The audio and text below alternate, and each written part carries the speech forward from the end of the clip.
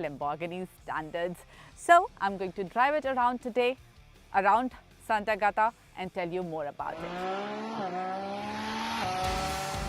Lamborghini's latest marvel, the Revuelto, is a testament to brand's iconic design ethos and cutting-edge technology. It encapsulates the quintessential Lamborghini aesthetics, a blend of insanity and purpose-driven design. The front is sharper than a razor, adorned with Y-shaped DRLs and taillights that capture attention instantly. Large air vents are strategically placed around the car, ensuring optimal airflow and cooling. The crisp creases give the impression of having been meticulously sculpted by a designer wielding extremely sharp scissors. It is Lambo's flagship. The scissor doors give that away. In all, Lamborghini Revuelto is equal part menacing and eye-catching. Inside, Revuelto gets 3 screens, 12.3-inch driver display, an 8.4-inch central screen and a slim-line 9.1-inch touchscreen for the passenger based on what Lamborghini calls pilot interaction DNA. Cabin now has a bit more practicality with features like cup and wallet holders, but it still remains a true sports car cabin. The magic really is the engine and motor combination. For this flagship Revuelto, Lamborghini is continuing with its V12. The 6.5-litre V12 is placed longitudinally like in Countach, Diablo or Aventador, but it's rotated 180 degrees and is paired with a new 8-speed dual-clutch gearbox, mounted transversely. This has been done to free up the space where the transmission tunnel used to be. This space now houses a 3.8 kilowatt-hour lithium-ion battery which feeds 210 kilowatt motors on the front axle. There is also a third electric motor mounted above the gearbox. Can you hear how quiet it is? Well, that's because I am in pure electric mode called Chitta. But it does not remain so quiet for long. It does around 10 kilometers in pure EV mode, just enough for you to quietly exit your farmhouse without waking up the neighborhood. Now the battery has drained and the V12 has started. Right now, the car still is in EV mode, but the engine has started only to charge the battery. And that's a little disconcerting because, it feels a little disconnected. You're not at the same speed, but the engine is revving at a different speed and it sounds different. Then there's Strata mode, good for slightly relaxed driving, focusing on smooth power and drive comfort. And I am in no mood to stay in Strata for long. Let's shift to sports. It feels absolutely bonkers. Can you hear that noise?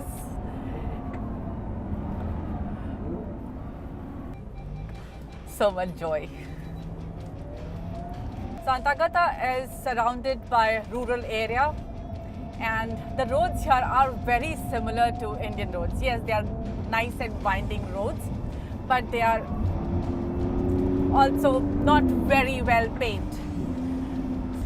So it is as close to Indian roads as you can imagine. And I must say this car has handled these roads perfectly. Revuelto's handling on these roads left me impressed.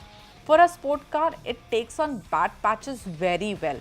It also gets a lift function, so you can lift the car up by a few millimeters if you are unsure of the road ahead. What music! Well, we are on public road, so can't test the capability of this car to its full potential, but it feels really quick.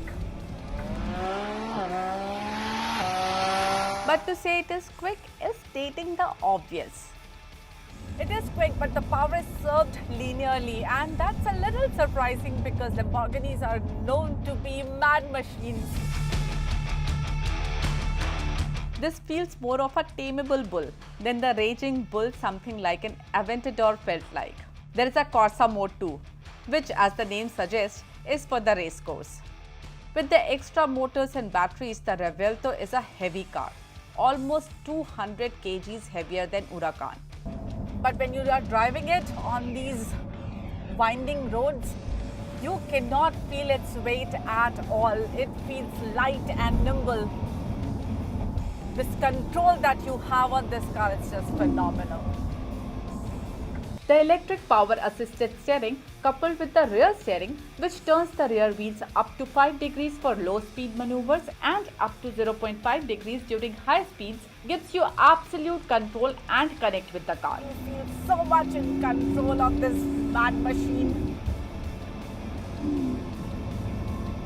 I have been grinning from ear to ear all this while.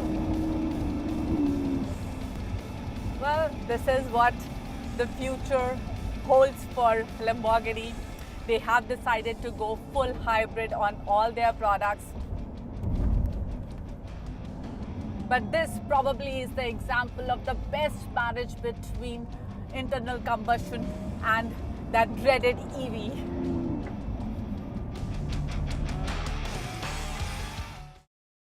From one made in Italy to another, but this time on two wheels, King Shukdatta gets you the review of Ducati X Diavel. The Ducati DL V4 is truly the devil's ride. Yes, if the devil did exist, this is what his motorcycle would be, and that's what we are riding today.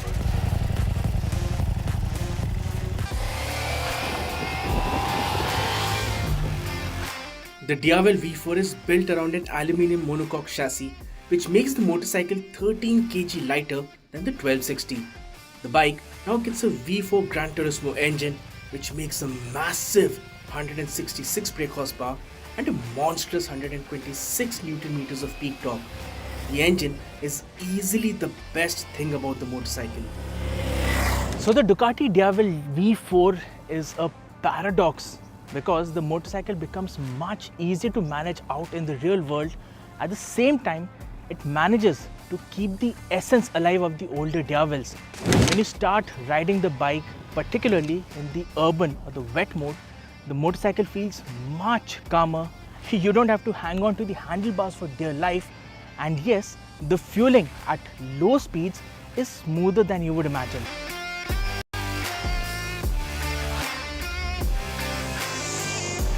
But the moment you choose the sport mode and twist the throttle, the front wheel threatens to point skywards and the motorcycle becomes a really violent, mind-bending machine.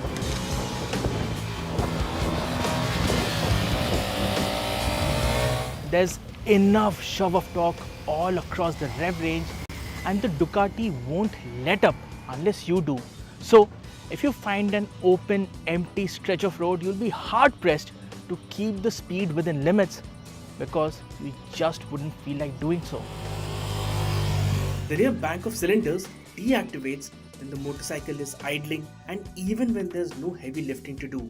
But at the same time, if you're riding the bike in traffic, the engine heat will get to you, particularly in hot Indian summers.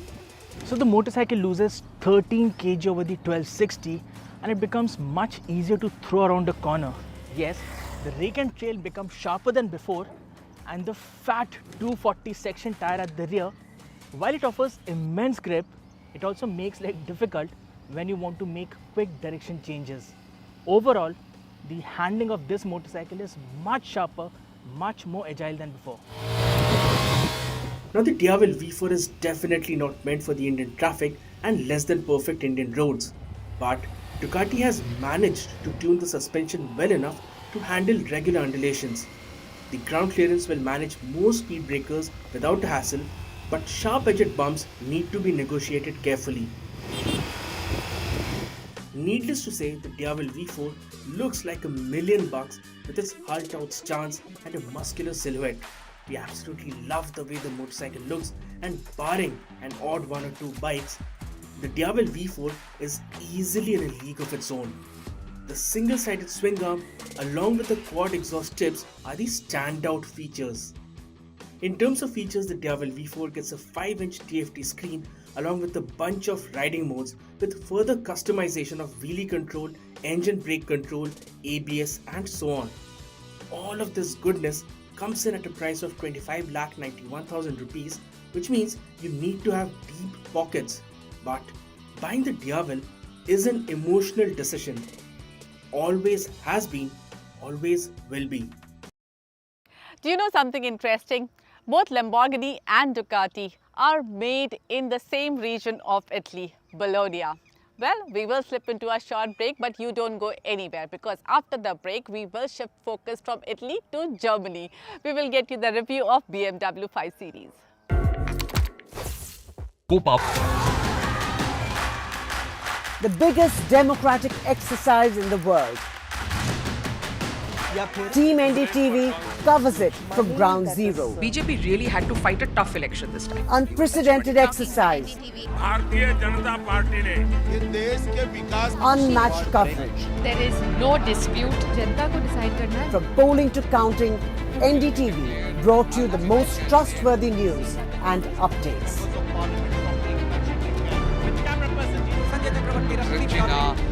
Elections mean NDTV. Get ready for the ride of your life. NDTV brings you the NDTV Auto Show with me, Mugdha Mishra.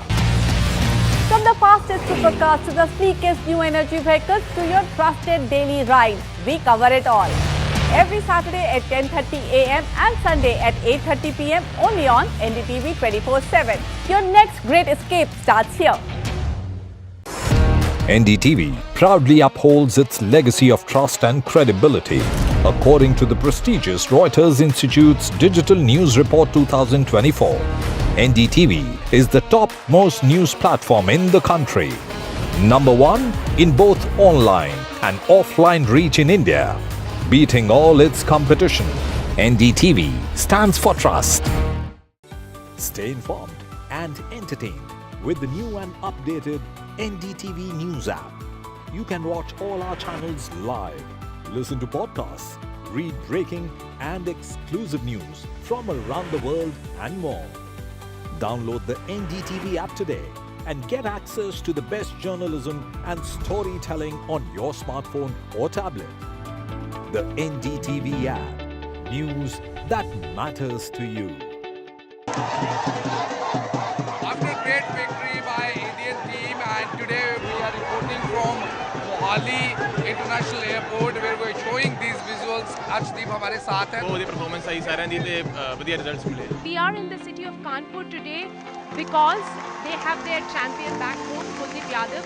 Desperation for each and everyone to go there and win the World Cup, and we did it.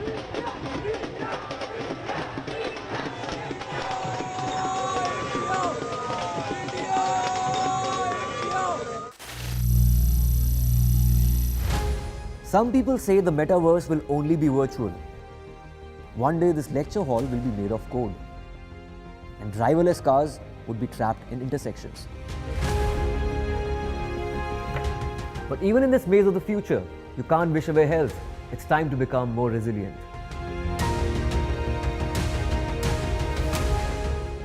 "10 years of Banega Swasth India, we have grown and achieved so many milestones.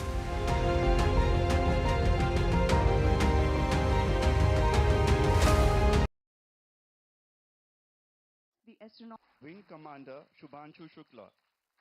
Motorola Razr 50 Ultra comes with Google Gemini.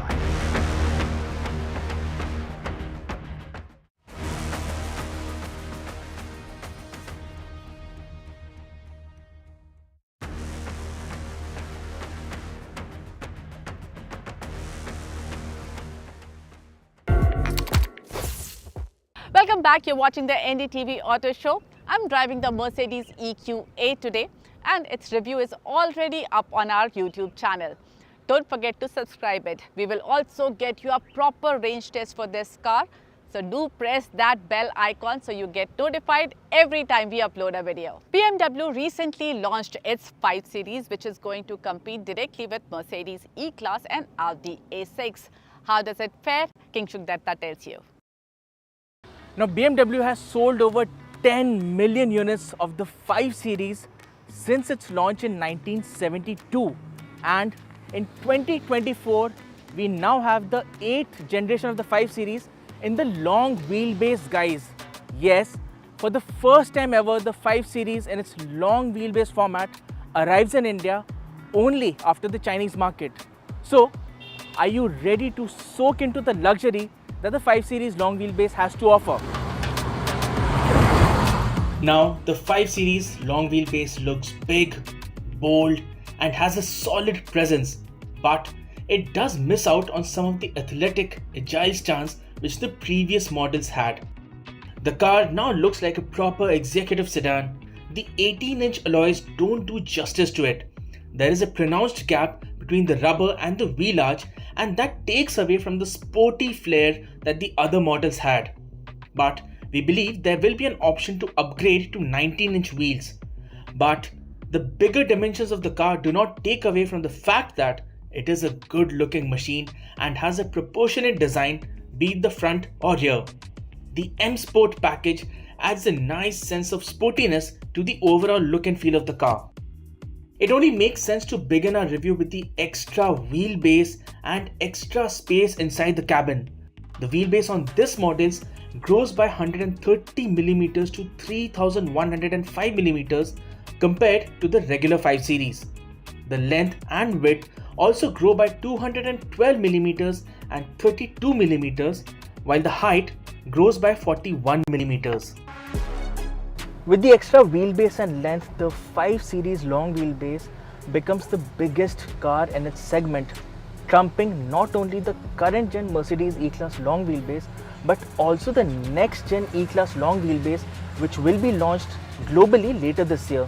And as you can see, acres of space inside, massive amounts of knee room, and enough space for your feet to slide in under the seat in front of you. And the seat itself, after a long hard day at work, you just want to sink in to these sumptuous vegan leather seats.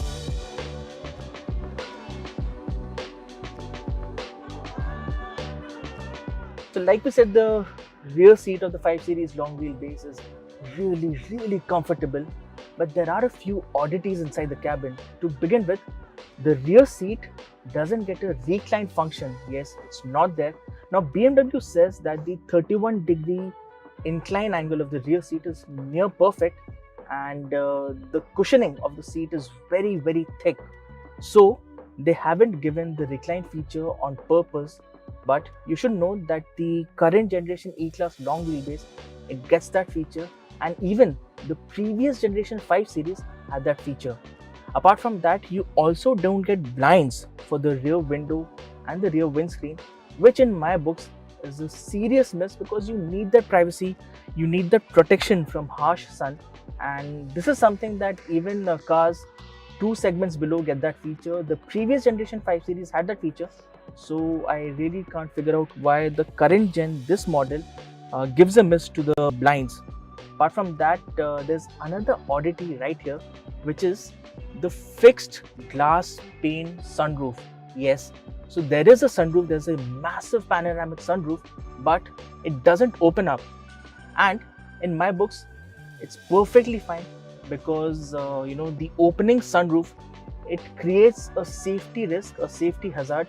Now we spoke to BMW and the company said that there will be a provision for getting the blinds fitted onto the rear windows at the time of delivery for customers. The other miss is the fact that there is no boss seat function. So there's no electric adjustment to move the front passenger seat forward from the rear seat. One has to do it manually from the front seat itself. It is definitely a feature that a potential 5 Series customer would want in his car.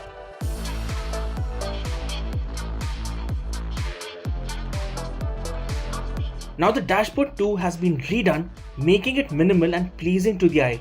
For example, the AC vents are hidden but are effective nonetheless. There's a 14.9-inch touchscreen with the BMW iDrive 8.5 UI, which can feel a bit too cluttered. The interaction bar is similar to the one on the 7 Series and can be used to control the AC and ambient lighting. The center console is redesigned as well and houses controls for various functions. You will see BMW has used crystal bits inside the cabin, particularly on the gear selector, for that premium touch. The other highlight is that the sedan uses vegan leather upholstery, with regular leather being an option as well. You also get 3 wireless phone chargers, 6 USB Type-C ports, ventilated front seats, and a 4-zone climate control. there's a nice ADAS setup as well, with features like collision warning, lane keep assist, braking assist, parking assist, but misses out on adaptive cruise control. For all the audiophiles, the 18-speaker Bowers & Wilkins system works brilliantly and will keep you wanting for more.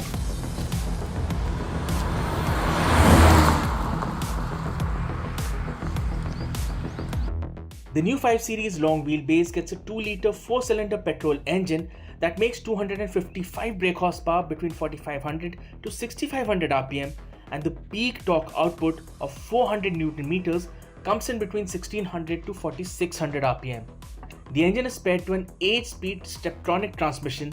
The claimed fuel efficiency is pegged at 14 kilometers to the litre.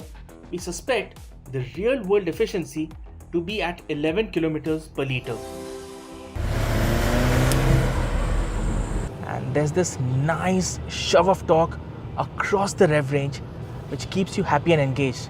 But I couldn't help but get this feeling that this is meant more to be a chauffeur's car where the owner of the car sits behind in the boss seat, and yes, it is a nice, fun, engaging car to drive, there's no doubt about that.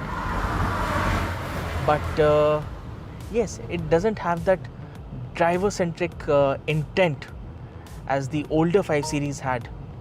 So in that case, definitely I miss the old 5 Series. But no doubt, if you really want to go fast, if you want to push the pedal to the metal, then it will go fast and it will keep you happy and engaged all along the ride. The top speed is electronically limited to 250 km per hour, and the 0 to 100 km per hour sprint is done in less than 7 seconds. So for the most part, the ride quality on the BMW 5 Series is quite plush, yes.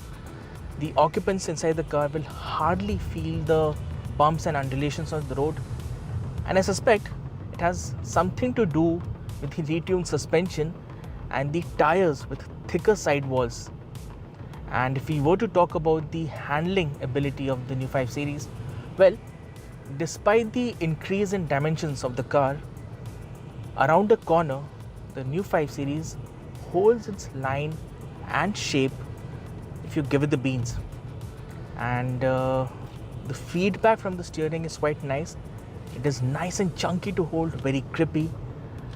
So if you were to, take this car around the corner at substantially higher speeds, you will enjoy it. But if you want to make quick lane changes or quick direction changes, that's when you feel the length of the car.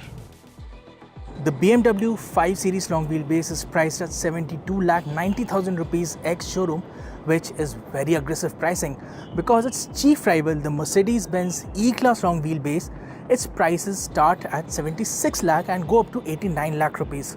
And then you also have the other rival in the form of the Audi A6.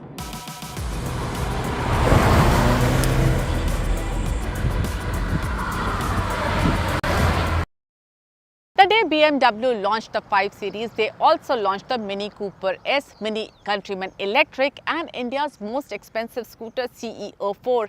BMW is actually quite positive on India. I sat down with the management to know their India plans.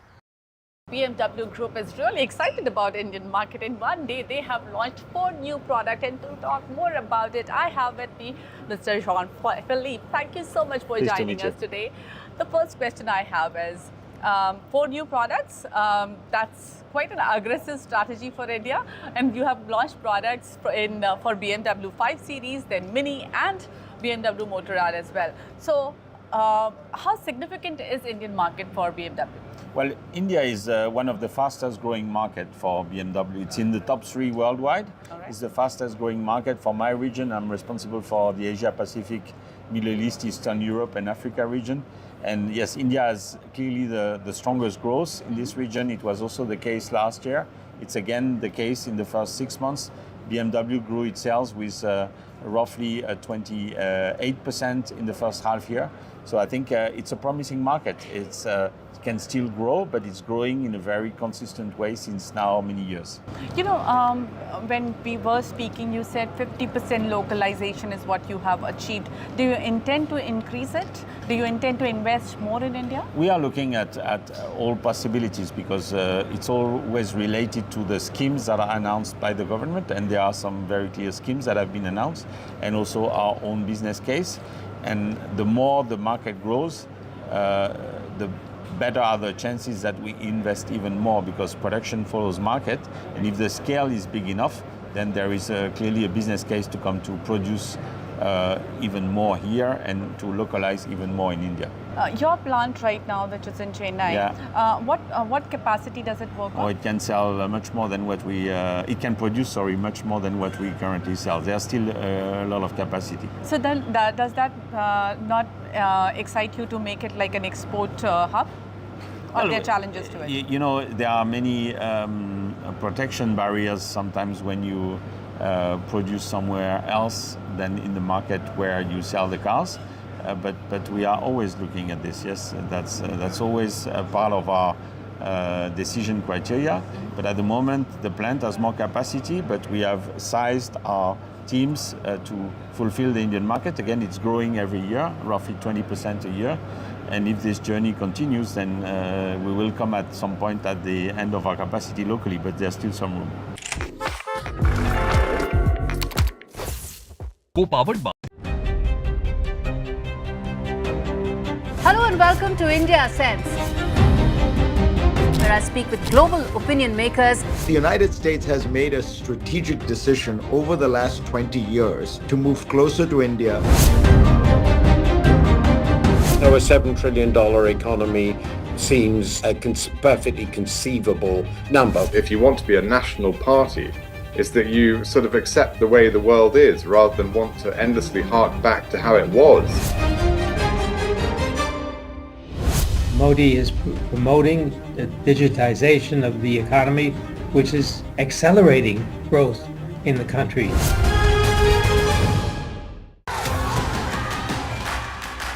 The biggest democratic exercise in the world. Team NDTV covers it from ground zero. BJP really had to fight a tough election this time. Unprecedented exercise. Unmatched coverage. There is no dispute. जनता को decide करना है. From polling to counting, NDTV brought you the most trustworthy news and updates.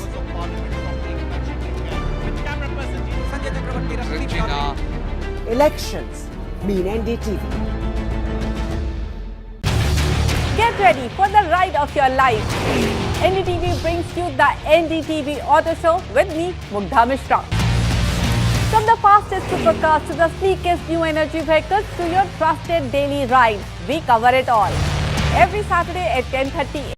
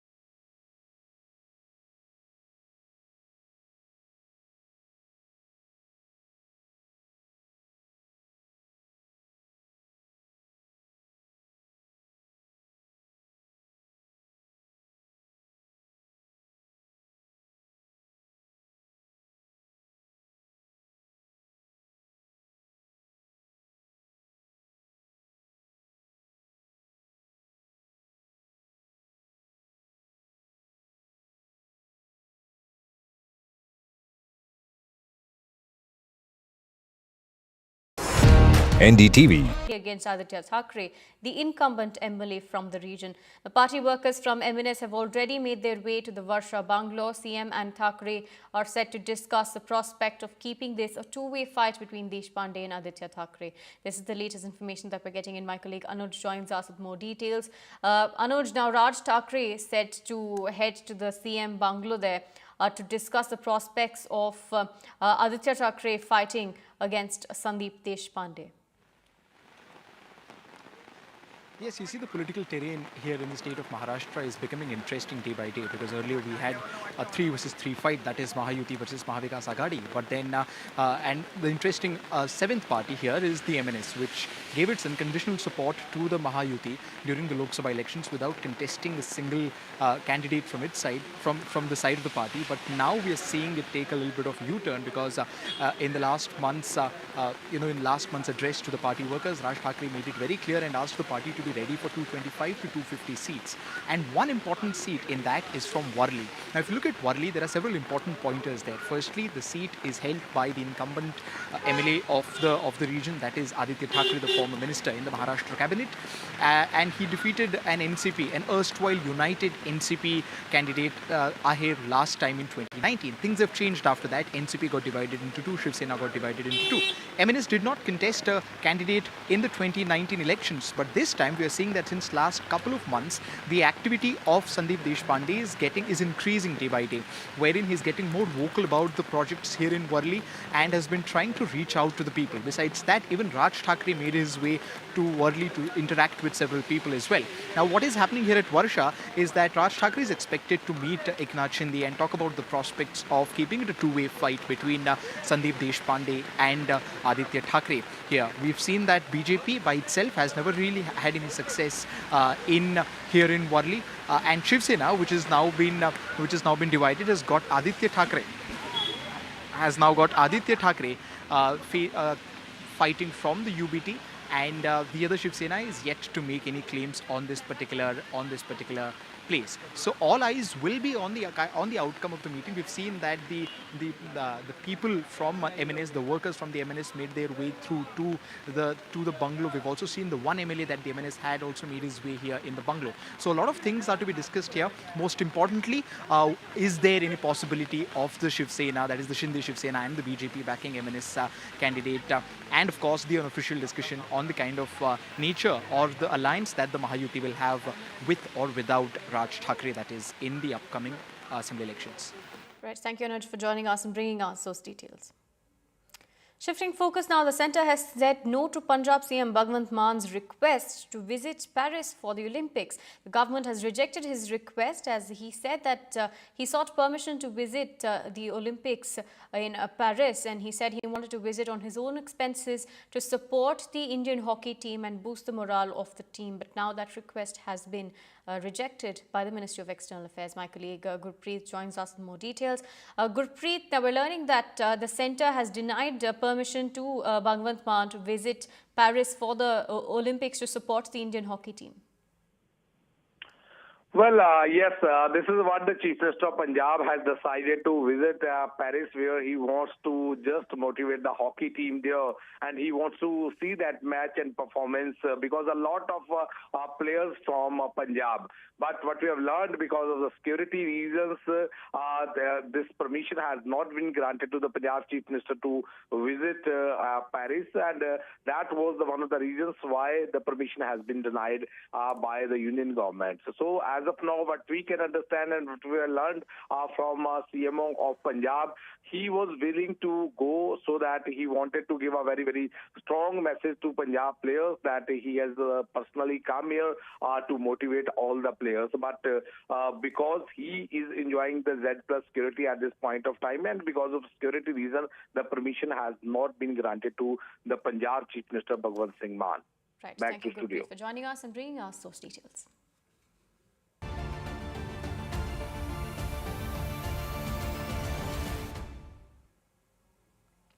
5 days after the massive landslides in Wayanad, the death toll continues to rise. As many as 330 people have died in the unfortunate tragedy that took place on the 30th of July. The rescue and relief teams are undertaking a joint operation in a race against time. The teams are working day and night to rescue several people who are still trapped under the debris. Now, while signs of life look very bleak, the teams are still hopeful as they are completing the Herculean task and saving as many lives as possible. After several people complained that they don't want to go back to the same locations, rehabilitation is taking place as well. Thanks to the Indian Army, the local administration is now using Bailey Bridge, which they had built at record time, to move heavy equipment to the far-flung areas. More bodies are being recovered from the landslide affected areas. This is in the North Kerala district, with many remaining unidentified or unclaimed as well. The state government has issued new guidelines for their burial, including the collection of DNA and dental samples for identification. Remember, NDTV is running a Care for Kerala campaign, enabling you to also help people who've been affected in Kerala. Now you can extend your help by transferring funds to the details that are flashing on your screen. The trust is called the Hope Trust, and the account number, bank details are all on your screen. We'll continue flashing these details throughout the day for you in an effort to help provide more aid to the people who've lost their livelihoods, their loved ones in this particular tragedy. Remember, the people of Kerala have been devastated by these massive landslides that have occurred. Now, although the landslides did occur on the 30th of July, the remnants of that area is still a Herculean task for the rescue operations that are taking place at this moment. There are still several people who are believed to be trapped under the debris. And of course, hope of life still bleak, but in terms of identification, those efforts are also taking place as several bodies have been removed. Remember, just earlier we were reporting that about 300 was the death toll in this disaster, but now we're learning the death toll mounting as more bodies are recovered. 330 people have lost their lives to this extremely unfortunate disaster that has taken place. Remember, earlier there was politics immediately after this incident took place, talking about who exactly is to blame and could this disaster have been avoided. My colleague Pratibha joining us from ground zero. Pratibha, take us to the rescue operations taking place. The death toll seems to be mounting as rescue operations still underway, more bodies being pulled out. That's right. The rescue operation is still underway with respect to the defense teams as well as the forest officials trekking upwards towards the other side, that are far-flung areas that we are talking of inside the forest, further up from Mepadi, where the landslides first occurred, and that's the epicenter that we're talking of. And that's exactly where they've been trying to see if they could find survivors. In fact, luckily early this morning they did find a few tribals there with full children there who were taken to a safer location for rehabilitation and treatment here. I'm outside this hospital, Dr. Mopin's Medical College, and this is the hospital that saw a lot of hurried activities on the day when the landslides occurred. At least around 140 people who were brought in here, including around 12 dead bodies that were brought in here. But of course, the doctors divided themselves into several teams to try and see how they could look at several of the survivors and designate them into different teams, and the teams were taking care of each of them. And we did hear a lot of details in terms of the kind of treatment that was given to them while we spoke to the medical superintendent here at the hospital, who was talking about how this was the first time that they saw patients coming in with a lot of mud and slush all over their body, inside their lungs and several other organs, and it needed an internal wash and an external wash, and that was something that people have never seen or treated before, and it was quite challenging in terms of taking this up as one of the most priority measures of all the doctors here. And several of them who are in the ICU have survived this tragedy, and that has definitely been one of the most miraculous ones. In fact, there was also a case study of some of the doctors who came in from Odisha, and they were here at a homestay there which was completely washed out, and of the 4 doctors there, 2 of them survived the tragedy, but the other 2 lost their lives to this, and one of them is still missing missing is what we hear. A very, very famous nurse from in Kerala here, in Wayanad, and she has also been missing, and several of the medical fraternity are in one of the most distressing moods at this point in time to know that that famous nurse is still missing, her body is still missing there. So several such horror tales that we get to hear, distressing as well as extremely anguishing set of tales that we hear here as they recount each of those. Many of them who have lost their families, many of the doctors too who have lost their families. These are some of the things that they cannot really forget at this point in time, and these are the stories that we hear from Wayanad. While rescue and relief happens to be one of the main priorities here, not just with respect to the teams that are working on it, but also with respect to the volunteers who have been relentlessly supplying relief materials to the hospitals, to the accident site, and to other places, the relief camps as well. So these are the kind of activities that we see at Wayanad at this point in time. Politics aside, this is the resilient attitude of Wayanad and Kerala that we bring to you here. Back to you. Right. Thank you, Pratibha, for bringing us those details. Continue tracking this story for us from Ground Zero. Shifting focus, Manoj Katuria, the SUV driver arrested in connection with the death of 3 UPSC students at the basement of a coaching centre in Delhi's Rajinder Nagar, walked out of the Har jail yesterday. This comes after the 30 Hazari court granted him bail, stating that the Delhi police implicated him in their quote-unquote over-enthusiasm. Now, Katuria was accused of driving his car through the street that was flooded by rainwater, causing the water to flood the coaching's basement. Now, protests outside the coaching institutes in Delhi's Rajinder Nagar continued after 3 UPSC aspirants lost their lives in a flooding incident as well. Remember, the Delhi High Court as well had questioned the Delhi police as to why they had booked the SUV driver and not any senior official of the MCD institution. Now, that is, of course, the question that's being raised against the Delhi police. In fact, the Delhi High Court quipped as well, saying that it is grateful that they haven't charged the water that was stagnant there outside the coaching institute. In fact, listen in to what Katuria's counsel had to say about his release. मैं तो यही कहूँगा, 2 line का जवाब है कि न्याय की जीत हुई। हाँ, मैं इससे ज़्यादा क्या बोलूँ, जो जितना दिन का इनका कष्ट लिखा हुआ था, इन्होंने अब ये तो वही बता पाएंगे, लेकिन हमें विश्वास था न्यायपालिका पे कि हमें ज़रूर जीत मिलेगी, क्योंकि हम इनोसेंट थे और हैं। अभी इनिशियल स्टेज है, बेल आउट हो गए, फैमिली के साथ अपने जाएंगे। 27 तारीख से वो जेसी और पीसी में थे, तो वो फीलिंग तो वही बता पाएंगे, लेकिन मुझे न्यायपालिका पर पूरा भरोसा, क्योंकि हम बार और बेंच में हम रहते हैं। हमें विश्वास था कि सच्चाई की जीत होगी और वही हुई आज। My colleague Ishika joins us with more details. Ishika, take us to the latest that's coming in. Of course, we did say several protests by students outside the IAS training center as well. But now that the SUV driver has been released, the courts have been asking time and again the Delhi police why they haven't taken action against senior officials of the MCD. Well, yes, in fact, as you rightly mentioned, we did see that from day one that this tragedy occurred, these aspirants there who are residing in that area, they continued to hold protests, and they said that the assurances that they were getting from the Delhi government and from the other official was not enough, because it looked more like a cover-up tactic. That is when, the High Court decided to step in, and we did see how it came down heavily on the Delhi police and also, in fact, on the civic body, that is the MCD.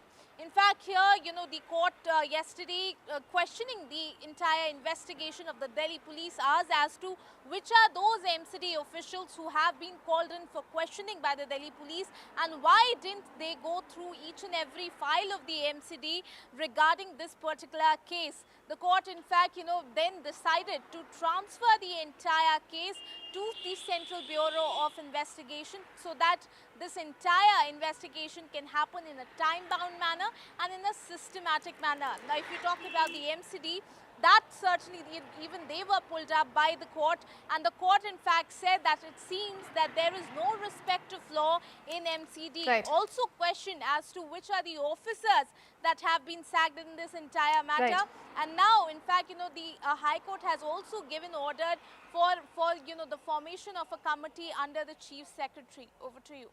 Right, thank you, Ashika, for joining us and bringing us those details.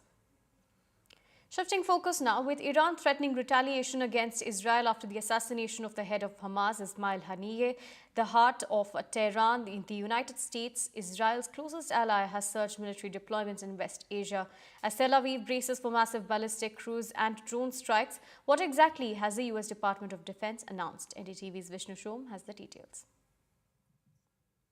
Well, I can tell you that there is a very unfortunate situation developing in West Asia right now, where it seems that Iran might be responding to the assassination of the Hamas leader in Tehran with massive cruise, ballistic missile strikes as well, also drone strikes.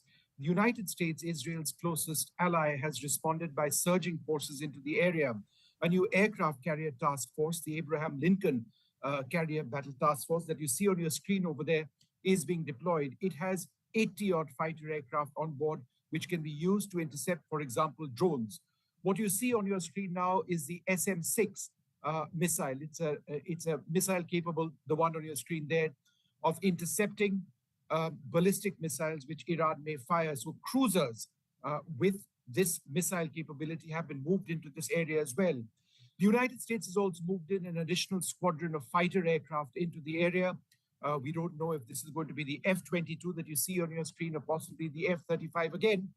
When Iran does attack, as they did a couple of months back, with hundreds of ballistic missiles and cruise missiles and drones, it's the cruise missiles and the drones which can be intercepted in some cases by fighter aircraft using AMRAAM air-to-air missiles or other air-to-air missiles. There is an entire setup which Israel has for surface-to-air missile systems as well. In fact, the land-based ballistic missile shield in West Asia, which the US is a part of, is being strengthened. What you see on your screen over there is the Patriot missile system. The US already deploys that in the area. It is plug and play. It plugs into Israel's existing air defense. So if there are missile strikes and drone strikes which come across from Iran, then there would be a tiered defense. The outer defense would be fighter aircraft. There would be a missile system called the Arrow, which intercepts incoming ballistic missiles just outside the atmosphere. Then there are a range of surface-to-air missiles, including the Patriot that you see, which then intercept these missiles and drones at lower altitudes. And then, of course, there is the Iron Dome system, which we've seen in operation in the last few months. The idea is to ensure that there are no leakers or missiles or drones that get through. Right, Vishnu, thank you for joining us and bringing us those details. Shifting focus to sports now, Indian archer has lost bronze medal, but they had put up a good fight. In an exclusive interview with NDTV, archer Dhruv speaks about the tough fight. He says that they're happy to finish in the 4th place, but said it was a tough loss. He also said that they've come this far, but the other team was ahead of them in minor things. Take a look. 4th place finish in an Olympic could be heartbreaking, but the Indian mixed team has gone as far as no other mixed team in archery has, and I have with me one half of that team, Dhruv. Thank you very much for talking to us, and many, many congratulations for reaching this far. I have to congratulate you. Tell us, a little bit about your journey. It didn't happen, you didn't reach the podium, just one shot of the podium, but tell us a little bit about the moment. जी हम लोग बहुत खुश थे. हम लोग 4th place finish किए mix team event में, and at the same time बहुत ज़्यादा दुखी भी लग रहा है कि एक कदम पीछे रह गए मेडल से. बस ये बात है कि हम लोग सिर्फ खुद को कंपेयर करने से पिछले कुछ सालों से हम लोग बहुत अच्छा करते आ रहे हैं, and compare to our self from previous Olympics हम लोग बहुत इम्प्रूव हुए.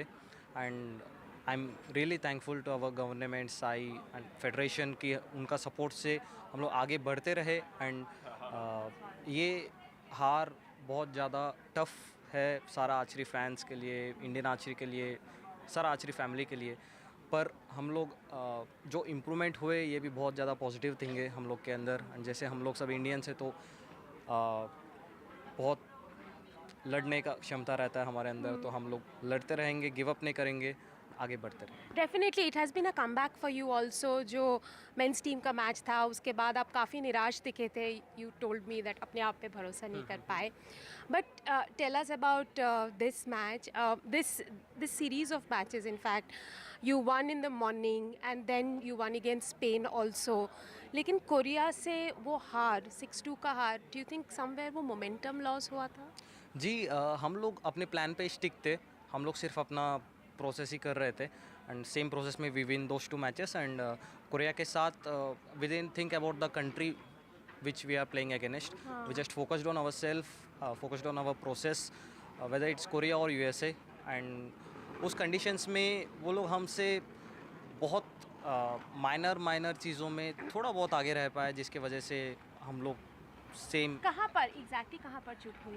एग्जैक्टली जब विंडी कंडीशंस हुआ उधर थोड़ा बहुत वो लोग आगे रह पाए एंड हम लोग अपने से बहुत बेटर किए compare to our self. But आपको लगता है सिमुलेशंस की ज़रूरत है जो बाकी कंट्री करते हैं जो इंडिया नहीं किए हैं? नहीं, to simulate these conditions and then come to the Olympic games? नहीं, वो हर कंट्री का सेम प्रिपरेशन रहता है एंड हम लोग पिछले ओलंपिक्स से तो बहुत अच्छा प्रिपरेशन कर रहे हैं compare to other countries coming here, same preparing that. Just the thing I think we lack today is a little bit of experience. Also it's for me and Ankita di, दोनों के लिए फर्स्ट ओलंपिक्स है and जब team की बारी था तब हम लोग के लिए बहुत नया था हर चीज़, तो उस चीज़ को सीख के हम लोग जो चीज़ आगे बढ़ पाए, रिपीट गलतियों को रिपीट ना किए, फिर भी वो it's a part of the game. Were you intimidated by the crowd? Crowd बहुत ज़्यादा शोर मचा रहा था and were you intimidated by? नहीं, I am so thankful that हमारा टीम और फोकस सिर्फ हमारी टीम पे था। We are totally in our zone.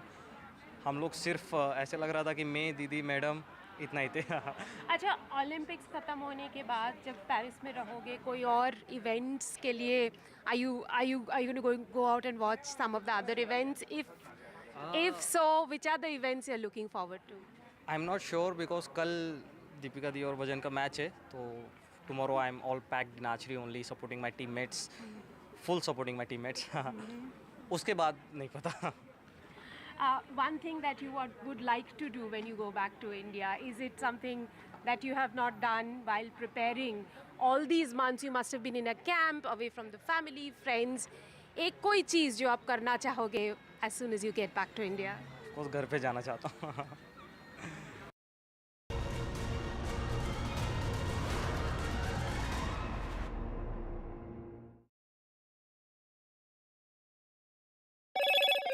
Hello, Moto.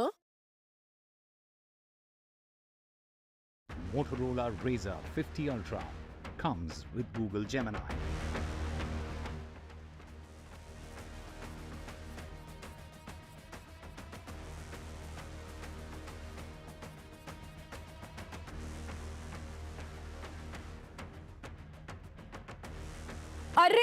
Stay informed and entertained with the new and updated NDTV News app.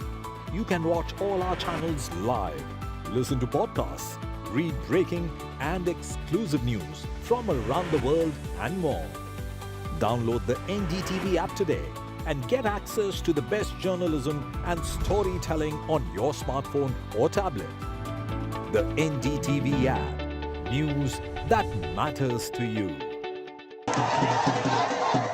After a great victory by Indian team, and today we are reporting from Mohali International Airport where we are showing these visuals. Arshdeep हमारे साथ हैं। बहुत ही performance सही सारे दी थे, बढ़िया results मिले। We are in the city of Kanpur today because they have their champion back home, Kuldeep Yadav. Desperation for each and everyone to go there and win the World Cup, and we did it.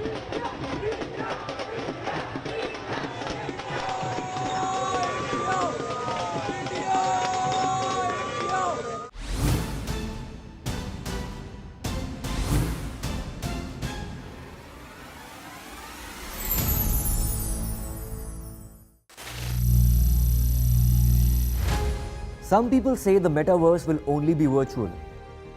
One day this lecture hall will be made of code, and driverless cars would be trapped in intersections.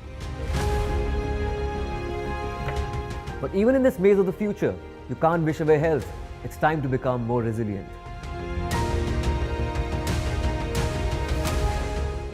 "10 years of Banega Swasth India, we have grown and achieved so many milestones.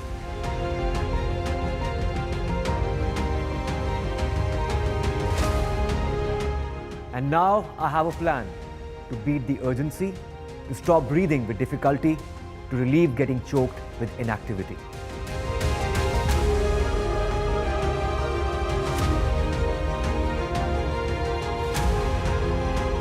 Energize our government, our environment, our society, and ourselves. Everyone, everywhere, every day.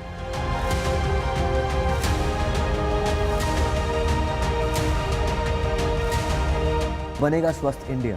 One world hygiene.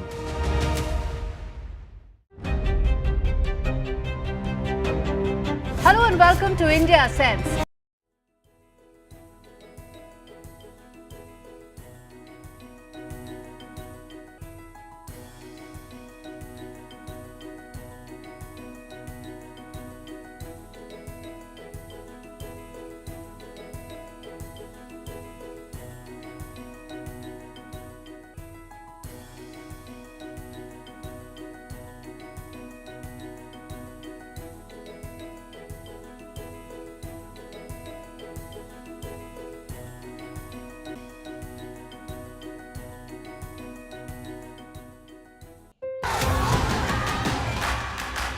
The biggest democratic exercise in the world.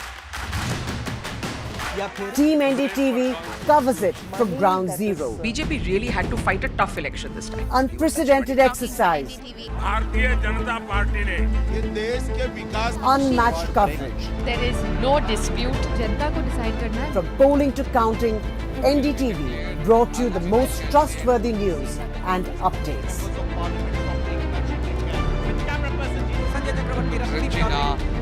Elections mean NDTV. Get ready for the ride of your life. NDTV brings you the NDTV Auto Show with me, Mugdha Mishra. From the fastest supercars to the sleekest new energy vehicles to your trusted daily ride, we cover it all. Every Saturday at 10:30 a.m. and Sunday at 8:30 p.m. only on NDTV 24/7. Your next great escape starts here. NDTV proudly upholds its legacy of trust and credibility. According to the prestigious Reuters Institute's Digital News Report 2024, NDTV is the top-most news platform in the country. Number one in both online and offline reach in India. Beating all its competition, NDTV stands for trust. Stay informed and entertained with the new and updated NDTV News app. You can watch all our channels live, listen to podcasts, read breaking and exclusive news from around the world and more. Download the NDTV app today and get access to the best journalism and storytelling on your smartphone or tablet. The NDTV app. News that matters to you.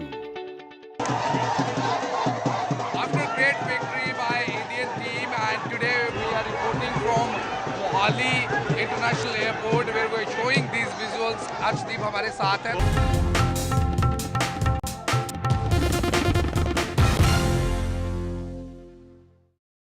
And joining me this evening is Dr. Shashi Tharoor, multiple term MP from the state of Kerala, which is now currently actually reeling under a massive devastation.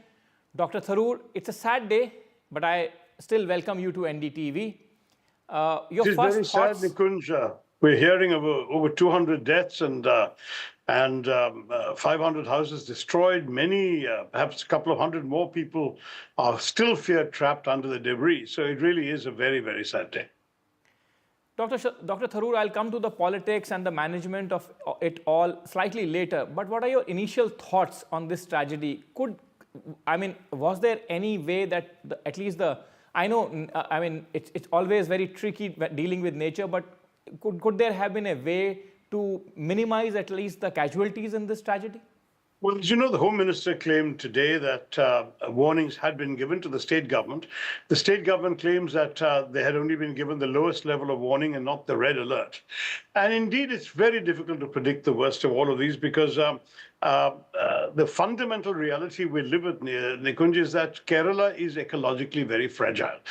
We've had in the last few years major challenges from climate change. There was a severe drought in 2015, the devastating Oki cyclone of 2017, significant flooding in 2018 and 19 that was certainly stories on your news. Lots and lots of landslides in Wayanad, which took much smaller numbers of lives, but lives have been lost in 2018 during the floods. In 2019, a place called Puthumala in Wayanad, which claimed 17 lives. More landslides in 21 and 22. So it's not as if we have never seen any of this before. The challenge is how do we predict them so we can evacuate people before the worst happens. And that's something that surely we ought to be able to develop the technological and other skill to be able to do more effectively. I don't think the blame game is where we should be going when lives are at stake right now and we're trying to rescue people. What we need to do is create systems that work better. Now, there's been a lot of talk of the Gadgil Commission report, which had said in 2013 that this whole Western Ghats area should have certain zones reserved for ecologically sensitive areas, and that there was resistance to it from politicians and government and so on, because their voters didn't want to move. But having said that, it's also true, Nikunj, that in the Gadgil Commission report, the 3 villages that have been destroyed in the last 24, 48 hours did not get listed under ecologically sensitive areas. So even there, it was very difficult to predict that this would be an area where such a tragedy would occur. So I don't think we should be going around pointing fingers too much. I think we have to understand the scale of the problem, which, by the way, is getting worse. The global warming phenomenon, everyone knows, the warming of the Arabian Sea has caused deep cloud systems to form that are creating extremely intense, heavy rainfall over shorter periods, which means the soil gets quickly saturated and landslides are possible. You may have heard that the forecast for that weekend, this last weekend, in that area was 62 meters of rain. They got 322 meters. Now, what do you do with that kind of thing? The earth is not able to sustain it. So that is a major challenge. We are relying very heavily on remote sensing because the ISRO people have a national remote sensing center. But experts are claiming that remote sensing just isn't good enough. You need grids on the ground to be able to anticipate landslides. We don't have that. We don't have an actual on-ground sensor grid. We need much more real-time data gathering and monitoring, which again is something that it shouldn't be beyond our technological abilities, but it's not been happening enough. Almost half of Kerala's terrain, 50%, consists of slopes exceeding 20 degrees. So you can imagine how susceptible we are to soil erosion and landslides. And that is the real challenge, the scale of the problem that Kerala is facing. We're a densely populated state. It's easy to sit here and say, move people, relocate them. But relocate them to where? To do what? What is their livelihood going to be once they're relocated? How are they going to be able to manage if you take them away from their farms and their homes and their sources of income? These are questions that have to be addressed and that require vast amounts of resources as well as planning. Well, Dr. Tharoor, I'm glad that you bring to this advanced warning systems. The Home Minister did talk about it. Many would say that, that the nature of the tragedy is such that such kind of blaming each other or blame game should be avoided. But he has said that we have invested nearly 2,000 crore rupees in the advanced warning systems. Chief Minister Pinarayi Vijayan also had certain comments to make. But my question to you would remain, Dr. Tharoor, that you are a multiple-term MP from the state of Kerala. The danger there is lurking. But in many parts of the country also, the danger is increasingly becoming imminent. I've lost your sound. Can't hear you. I've lost your sound, Nikunj. Dr. Tharoor, if that audio is fine... I can't hear you. Can't hear you.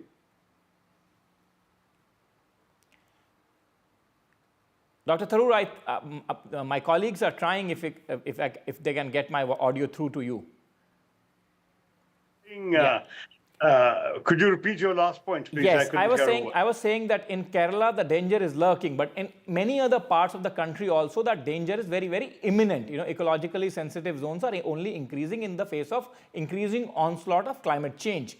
The issue is that, you know, there are some very educated, well, internationally exposed MPs, member of parliaments like you.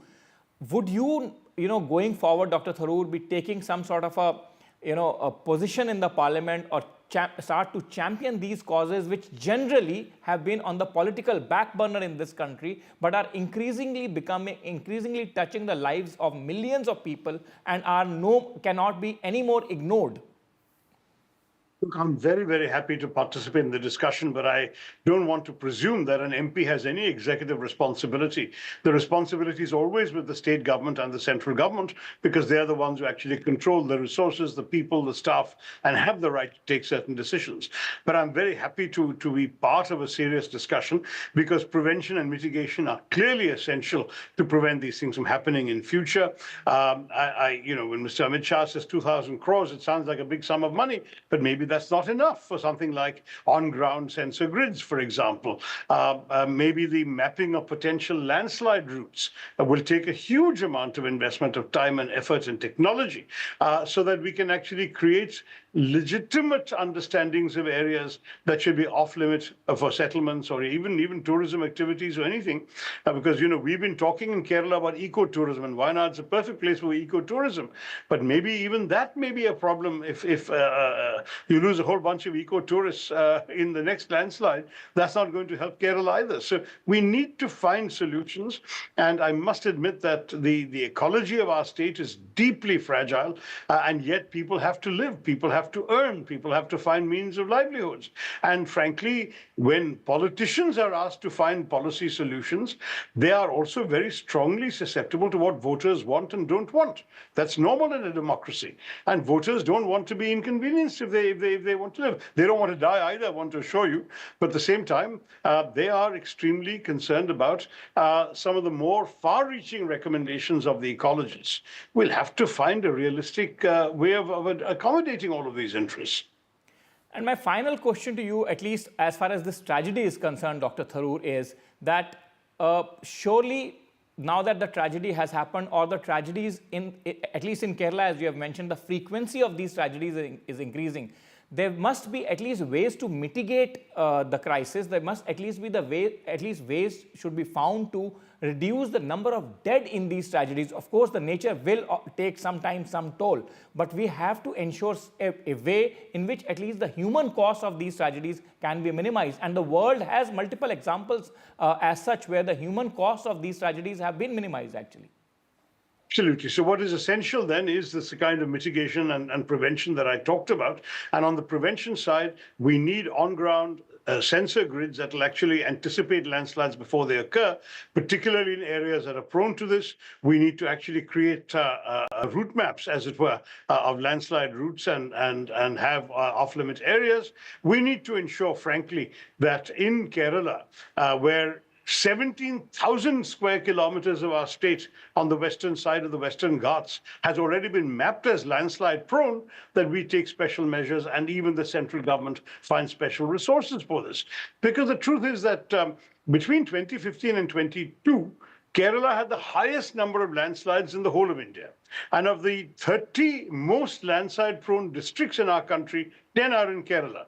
So Kerala has a genuinely sort of fragile ecology and is very susceptible to landslides and floods. So we need to be able to help the states particularly.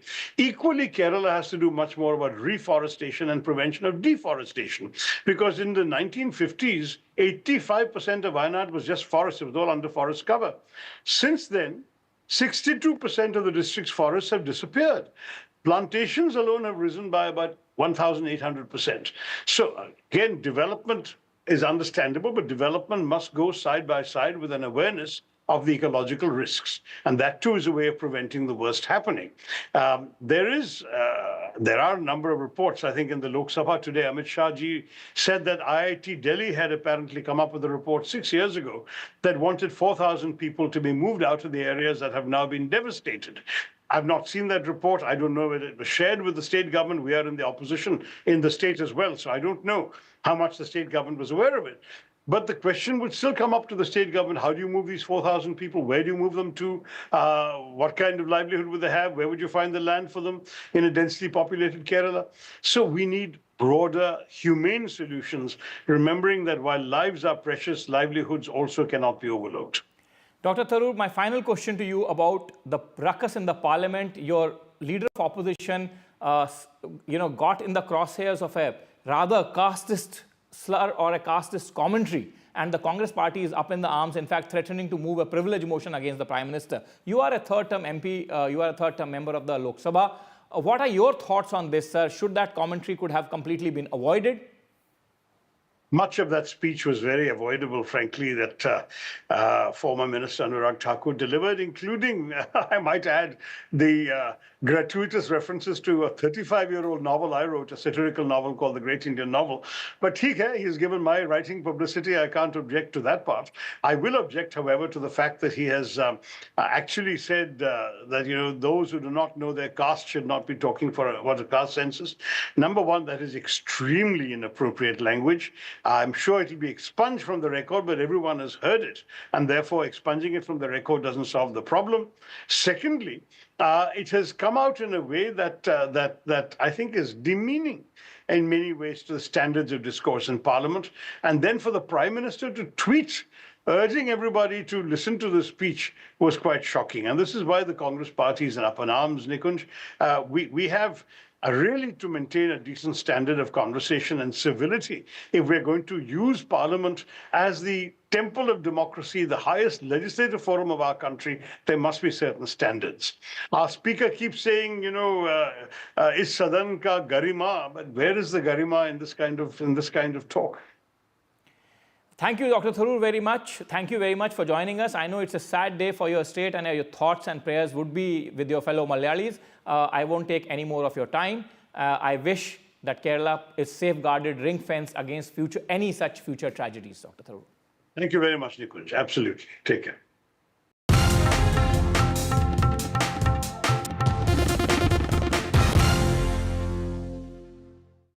Rashik.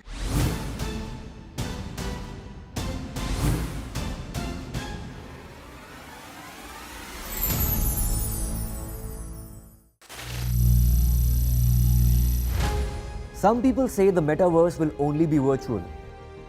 One day this lecture hall will be made of code, and driverless cars would be trapped in intersections. But even in this maze of the future, you can't wish away health. It's time to become more resilient.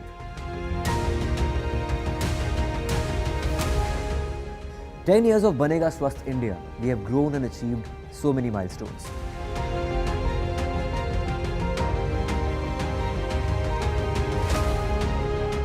And now I have a plan to beat the urgency, to stop breathing with difficulty, to relieve getting choked with inactivity.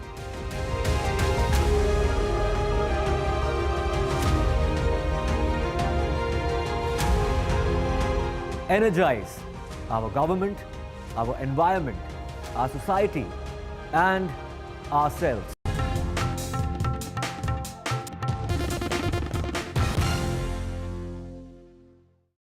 We have in fact been seeing of late is that there has been record heat in the national capital, and now we have witnessed record rains. There's also the Wayanad landslide, which is clearly an indicator of the kind of havoc that climate change has in fact been wreaking on the planet. We've also seen in Paris, where the Olympics is currently underway, and on record this has been called the warmest Olympics up to date. So considering all these developments which are taking place, where do we go from here when it comes to fighting climate change? Joining me to discuss this further is noted author and climate activist, Mr. Amitav Ghosh. Mr. Ghosh, thank you so much for speaking to us here on NDTV. Hello, Tanima. Thank you for having me. I'm very, very glad to be speaking to you. Right. Mr. Ghosh, first up, I want to say that you had written around 8 years back in an article that cultural failure is at the heart of climate change crisis. Now, over the years, based on the response that the world has come up with, do you think much has changed in the way we are tackling this issue? Sadly, I have to say that's not the case at all. I think more and more, in fact, as climate issues worsen, people pay less and less attention to climate change, and especially culturally, we have not adapted at all, unfortunately. I mean, for example, with the landslides in Kerala, you can see that, one of the real problems over there is just too much construction. This whole region has been so badly affected, and this is not the first year. It's been going on for a very long time, going back to 2018. So, I mean, we see repeatedly the problems that arise from climate change affecting Uttarakhand, affecting Kerala, creating ever greater impacts, and yet we don't seem to adapt at all. Right. And in terms of India's climate action policy, what do you think needs to be the focus of the authorities and the Indian government? Or do you think in terms of the policy that we have planned, whether it's up to the 2030 target that we have in terms of green hydrogen and adopting more of clean energy, do you think that we need to pivot as far as our climate action plan is concerned? There are these terrible sorts of contradictions in these things. I mean, for example, I know that the Indian government has been talking up hydrogen for a long time. But, where do we see, where do we see the results of, any kind of hydrogen energy being effectively used? I mean, unfortunately, a lot of the discourse around climate change tends to focus on technological mega fixes, which actually never deliver. Secondly, I would say that, one of the great ironies of climate change is, in fact, that often this renewable energy mirage, I have to say, creates disasters in itself. I mean, for example, in Wayanad, one of the problems is exactly that, people have been putting up windmills, which is a good thing, I suppose. But in order to get to these windmills, you have to build roads, and these roads begin to destabilize the hillsides and leading to landslides. One of the major problems is exactly road building. This is a major problem in Uttarakhand. It's a major problem in northeastern India, and it's a major problem in Kerala. Right. Wayanad happens to be a major tourist region, so, the roads become very heavily frequented, and this leads to problems in itself. Right. Deforestation has, in fact, been marked as one of the reasons why the series of landslides that took place recently in Kerala. Mr. Ghosh, we also had the union budget presentation recently. In terms of allocation to fight climate change, do you think, there's much left to be desired, or what would you like to see more of in terms of allocation to fight the climate crisis as far as our budget is concerned? Unfortunately, my whole approach to this issue is that, in fact, I think when governments try to intervene on a large scale, it just leads to, the outcomes are never very good. I think I strongly support local initiatives. I think these should be community-based initiatives. The thing about climate change is that even though climate change is caused by global atmospheric forces, it always manifests itself locally. And where people adapt best is always when there are local initiatives. I mean, Mizoram, for example, is a very landslide-prone area, but Mizoram has actually been able to develop its own sort of planning for landslides, based also upon traditional wisdom, traditional ecological knowledge, on community-based initiatives. So I think, Mizoram really has set an example which other states can follow. So I feel very strongly that these initiatives should be local and not, national. I think the best thing that, that the government could do is to just allocate this money to the states, and let the states decide, at a district level, how people should deal with these major issues. Right. In fact, taking off on that point, sir, you've also written in the past that sometimes technology can be a bit of a deterrent when it comes to fighting climate change. Hello, I've lost you. Can you hear me, sir? Is the audio back on? Yes, I can hear you now. Right. Sir, just continuing on that point that you were raising, that you've also written in the past that according to you, sometimes technology can be a bit of a deterrent, and following traditional ways of finding climate crisis actually bears more fruit. Do you still believe that, sir, when it comes to, let's say, advanced weather warning technology? Isn't that something which is a need of the hour? Because that's what the Kerala government also said, that the centre's warning that they received when it came to Wayanad was of an orange alert initially. Later on, by the evening, it had turned into a red alert.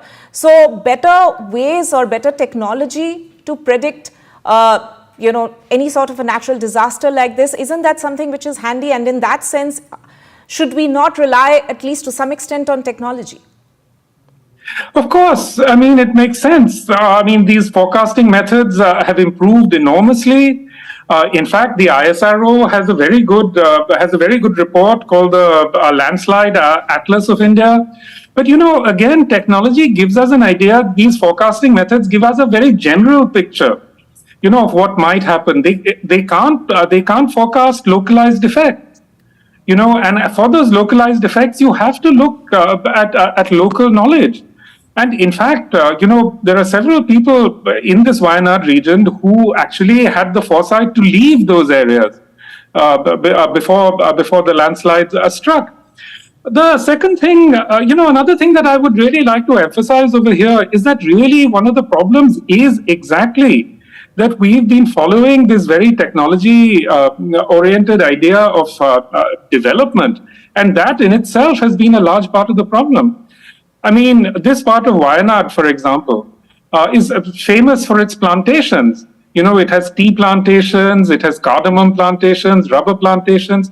Now, what happens when you follow this kind of very industrialized model of agriculture is that you create vulnerabilities. It's precisely because you have these monocultures in this region that it becomes, that the land itself becomes very unstable. Because just having a land cover isn't the same thing as having forestation, This is another one of the strange chimeras that a certain kind of climate discourse encourages, that you think that just planting a tree is going to solve the problem. No, it's not going to do that. Because some trees, like rubber trees, for example, have very shallow roots, and that tends to be the case with a lot of plantations. So, we have to think very seriously about industrialized models of agriculture. Right. So if we can just zoom out for a bit, it's not just about what we are seeing here in India. If we look at, as I mentioned, in Paris as well, where the Olympics is underway currently, also the Brazil forest fires recently. In terms of political will globally, what needs to change right now? Because we've seen, of course, several times in the past, developing nations have actually pointed out that why does the burden have to fall on them, whereas the developed nations should be actually taking care of the larger chunk of what needs to be done in order to fight the climate crisis. So political will-wise, what does the world need to effectively ensure right now in order to fight this crisis? You're right. Climate change is a global phenomenon. And obviously, there are differentiated responsibilities. The developed world is responsible by far for the most part for greenhouse gas emissions, and they should bear the burden. But they're not doing it. And let's face it, they're not going to do it. They've made this absolutely clear. I mean, if you look at what the developed world is spending on climate mitigation and what it's spending on armaments right now, especially since the start of the Ukraine war, it's gone up, like multiple times. I mean, they're spending on armaments and, defense by, multiples of 100 exceed their spending on climate mitigation. They're doing nothing about it. And I think we can see increasingly there's a huge sort of backlash against any kind of climate measures. We see this in Europe. We see this in America. I think the global South should continue to press very strongly for action from the developed world on climate change. But at the same time, it's incumbent on us. It's incumbent on all the governments of the global South to also act to mitigate climate change impacts locally, regionally. And this is a very important thing that we have to consider, that, we can't just blame climate change. This should not become a way for politicians and bureaucrats to absolve themselves of the responsibility for these impacts.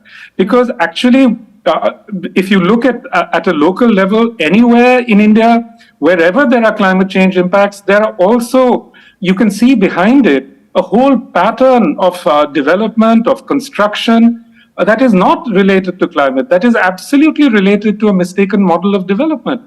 You know, building without proper oversight, without really detailed studies of possible environmental impacts. I mean, you know, what has happened in Wayanad was predicted years and years ago by Madhav Gadgil, the great environmentalist. In fact, the Gadgil report recommended that this entire region be treated as an ecologically sensitive area. And the Kerala government didn't act on that, you know, unfortunately. Right. So my last question to you, you know, as you mentioned, in fact, that at this point in time, of course, there are 2 wars going on in the world, and more is being spent on defense matters rather than on fighting this very important, tackling this very important issue. So coming back to India, you know, we are aspiring to be the 3rd largest economy in the world very soon, and we also have a roadmap to becoming a developed nation by 2047. In this journey, what is the one word of advice that you would want to give us as your parting shot? I would say, just think about what this means, what this word development means. I mean, Wayanad, in some sense, is very developed. Kerala has very high per capita income, and it's precisely because of this that people have been creating these plantations and building these roads in this entire region. But if actually your patterns of development lead to environmental collapse, how does that help you being developed? I mean, per capita income isn't going to give you back your house, you know. So I think we really need to think very seriously about what we mean by development. Right. Mr. Amitav Ghosh there, thank you so much for your time here on NDTV and discussing this very important issue that we're looking at in the aftermath of the Wayanad landslides.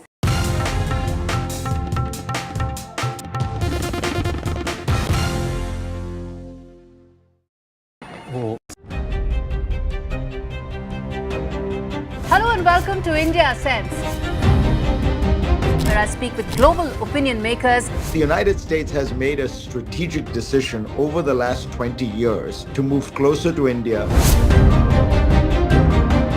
Our $7 trillion economy seems a perfectly conceivable number. If you want to be a national party, it's that you sort of accept the way the world is rather than want to endlessly hark back to how it was.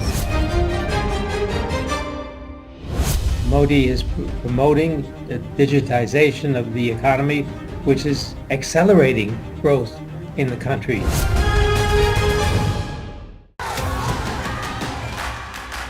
The biggest democratic exercise in the world.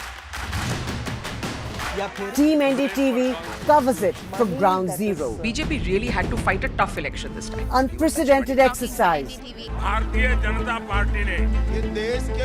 Unmatched coverage. There is no dispute. जनता को decide करना है. From polling to counting, NDTV brought you the most trustworthy news and updates.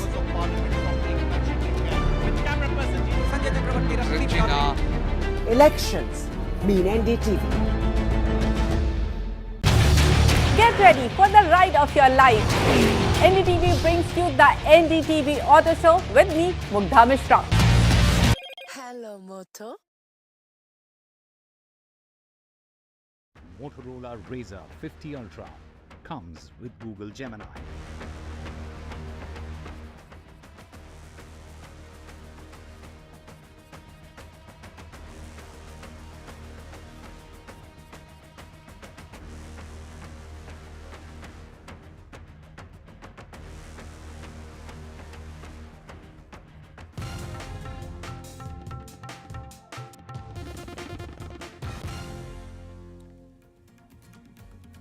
Hello and a very good afternoon. You're watching NDTV. I am Aditi Bhardwaj and let's take a look at the top stories that we are tracking at this hour. Rescue and relief operations enter day 5 in Wayanad. Death toll mounts to 330 in Kerala's worst ever disaster. Hundreds still missing in Wayanad, NDTV reports from epicenter of Wayanad landslides. Grammy Award winner Ricky Cage slams Air India, says downgraded from business class for the third time in a year, complaints of rude Air India staff. Key huddle at Maharashtra Chief Minister Eknath Shinde's residence ahead of assembly polls in Maharashtra. MNS Chief meets Maharashtra Chief Minister Eknath Shinde. MNS gears up for united fight against Shiv Sena.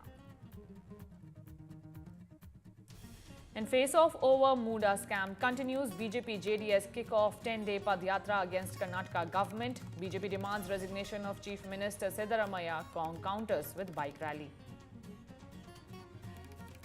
And Manu Bhakar lines up for a hat-trick of medals. Manu Bhakar is now in the 25-meter rifle final. Giant killer Lakshya Sen also enters Olympic semis. First Indian male shuttler in the semis.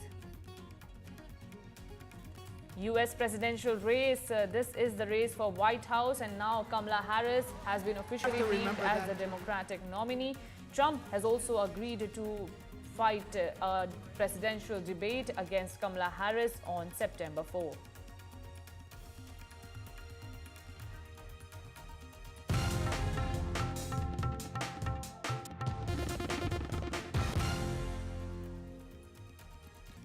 And viewers, 5 days after the massive landslides in Wayanad, the death toll continues to rise. As many as 330 people have died in the unfortunate tragedy that took place on July 30th. The rescue and relief teams are undertaking a giant operation. It is a race against time. The teams are working day and night to rescue several people who are still trapped under the debris. While signs of life look very bleak, the teams are hopeful of completing the task and saving as many lives as possible. After several people complained that they do not want to go back to the same location where the landslides occurred, the Kerala government is also undertaking the work of rehabilitation. Thanks to the Indian Army, the local administration is now using Bailey Bridge to move the heavy equipment to far-flung areas. As more bodies and body parts are recovered from the landslide-affected areas in this North Kerala district, with many remaining unidentified or unclaimed, the state government has also issued new guidelines for their burial, including the collection of DNA and dental samples. Now, superstar Mohanlal, who is a lieutenant colonel in the Territory Army, reached the landslide-hit Mundakai area in Wayanad. He also took stock of the ground situation in the landslide-hit Wayanad. NDTV, meanwhile, is also running a Care for Kerala campaign to help those who have been affected by the deadly landslides in Kerala's Wayanad. The visuals, the numbers are on your screens. You can also make a donation and help the people in Kerala. This is an effort to help in providing more aid to the people who have lost their loved ones and livelihood in the tragedy. Now, rainfall warning has been issued for North Kerala till tomorrow. IMD has issued yellow alerts for 4 districts. In an effort to locate individuals still believed to be trapped under debris in landslide-hit villages, deep search radars are also being deployed. My colleague Pratibha Raman has been on the ground and has been reporting from day one what is the ground situation. She has more details. Take a look. With respect to the defense teams as well as the forest officials trekking upwards towards the other side, that are far-flung areas that we are talking of inside the forest, further up from Mepadi, where the landslides first occurred, and that's the epicenter that we're talking of. And that's exactly where they've been trying to see if they could find survivors. In fact, luckily early this morning they did find a few tribals there with full children there who were taken to a safer location for rehabilitation and treatment here. I'm outside this hospital, Dr. Mopin's Medical College, and this is the hospital that saw a lot of hurried activities on the day when the landslides occurred. At least around 140 people who were brought in here, including around 12 dead bodies that were brought in here. But of course, the doctors divided themselves into several teams to try and see how they could look at several of the survivors and designate them into different teams, and the teams were taking care of each of them. And we did hear a lot of details in terms of the kind of treatment that was given to them. while we spoke to the medical superintendent here at the hospital, who was talking about how this was the first time that they saw patients coming in with a lot of mud and slush all over their body, inside their lungs and several other organs, and it needed an internal wash and an external wash, and that was something that people have never seen or treated before, and it was quite challenging in terms of taking this up as one of the most priority measures of all the doctors here, and several of them who are in the ICU have survived this tragedy, and that has definitely been one of the most miraculous ones.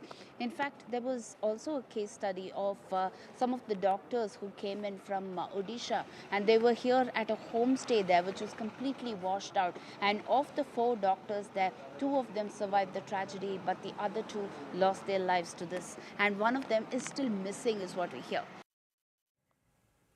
Now, 3-time Grammy Award winner Ricky Cage slams Air India, says downgraded from business class for the 3rd time in a year. Ricky Cage also complained of the rude Air India staff that was present at the airport when he was trying to board the flight from Mumbai to Bengaluru. He said that he was downgraded from business class for the 3rd time in a year, and there was no prior information that was given. He also said that the payment was not refunded while the ground staff misbehaved with him. My colleague Ishika Verma is now also joining me for more details. Ishika, what is this whole controversy about? Well, in fact, as you rightly mentioned, the 3-time Grammy winner, now Ricky Cage, has in fact slammed Air India, saying that his first-class ticket was in fact downgraded and no reason was given by the airline staff for this entire matter. Now, he also says that, the staff of the Air India also was very rude to the customer, to him in fact, and did not, reveal as to will he be getting a refund for this or not. Now, Air India in fact also has responded to this and said that this regarding this rude behavior of its staff, it has taken cognizance, and also in fact had asked for the details from Ricky Cage. Now, Ricky Cage, even after that, he says that even after he got a call from the Air India regarding all of this, it has not been clear from the airline side whether he will be getting a refund or not, and when will he be getting the refund. Also, no reason has been given even by the airline as to why his ticket was downgraded from a first class. So certainly, it certainly is, the 3rd-time Grammy winner who has now slammed Air India. We are still waiting for a statement from the airline regarding this. Over to you. Right, Ishika, thank you so much for joining us and giving those details. So, 3-time Grammy winner Ricky Cage has slammed Air India, said he was downgraded for the 3rd time in a year, and no explanation was given why it happened. Now, shifting our focus to Maharashtra, where a key huddle is underway at Maharashtra Chief Minister's residence. Ahead of the mega poll battle in Maharashtra, the political parties have now jumped into the huddle mode. Now, MNS Chief Raj Thackeray is meeting Maharashtra Chief Minister Eknath Shinde at his residence in order to discuss the poll strategy against the rivals MVA. Now, the MNS Chief has likely proposed a two-way fight against Uddhav Thackre's Shiv Sena, hinting at a joint fight with the ruling BJP, NCP and Shinde's Sena in the high-stake poll battle in the state of Maharashtra. The meeting took place at the official residence of Maharashtra Chief Minister, where both the leaders discussed the prospects of much more. My colleague Anuj Raite is also now joining me. Anuj, what specifically MNS Chief discussed with the Maharashtra Chief Minister? So the meeting, which began around 45 minutes ago, will soon end now, and it was attended by a lot of senior members of the MNS party, including, of course, the chief, Raj Thackeray, their senior leader, Balram Gaonkar, their only MLA, that is Raju Patil, and their spokesperson, Sandeep Deshpande, amongst others as well. So this meeting primarily was about several issues that have been faced by people of Worli here in Mumbai, especially regarding the BDD colony redevelopment and the police colony redevelopment. So these are the issues which had been there in the news, and several parties have been talking about it, especially the MLA of the Worli Legislative Assembly constituency, that is Aditya Thackeray, where a few days ago, he wrote a letter to the Deputy Chief Minister Devendra Fadnavis asking him to speed up the process as far as the process of providing the agreements to the local residents are concerned. So those were the things that Raj Thackeray is expected to have discussed with the Chief Minister here, and this meeting becomes crucial for several other reasons as well. We saw that just a few weeks ago, Raj Thackeray, after his US trip, made it very clear and asked his party workers to be ready to contest as many as 225 to 250 candidates in the upcoming state assembly elections here in Maharashtra.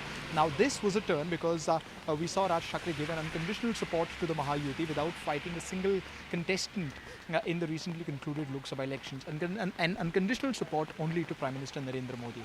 Now we are seeing that the tides are changing a bit, where Raj Thackeray is not necessarily speaking in the same tone as Mahayuti, and has rather asked his party to be prepared for a full throttle single party approach in the upcoming elections.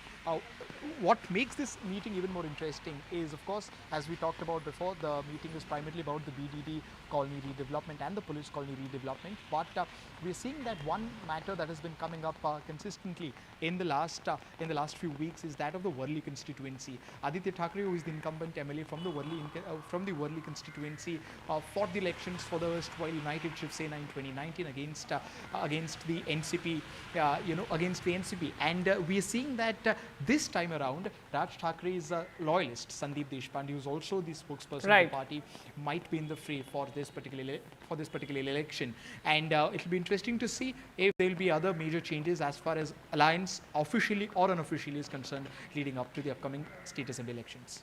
Rightly so, and it will be our top focus in what the huddles that are underway in Maharashtra result in, as assembly polls are right at the corner of the year. Thank you so much, Anuj Raite, for all those informations. Shifting our focus to Karnataka now. In Karnataka, the BJP and the JDS are undertaking a Padyatra. This will be a 10-day-long Padyatra against the Karnataka government over the scams that undertook in Karnataka under the Congress government. The BJP claims that the Karnataka government is responsible for all the corruption that is there in the state, be it the Muda scam, be it the Valmiki scam. The BJP also goes on to say that the Muda scam, Chief Minister Siddaramaia's family is the direct beneficiary, and he doesn't even bother to put himself into an inquiry. Hence, the BJP is demanding his resignation.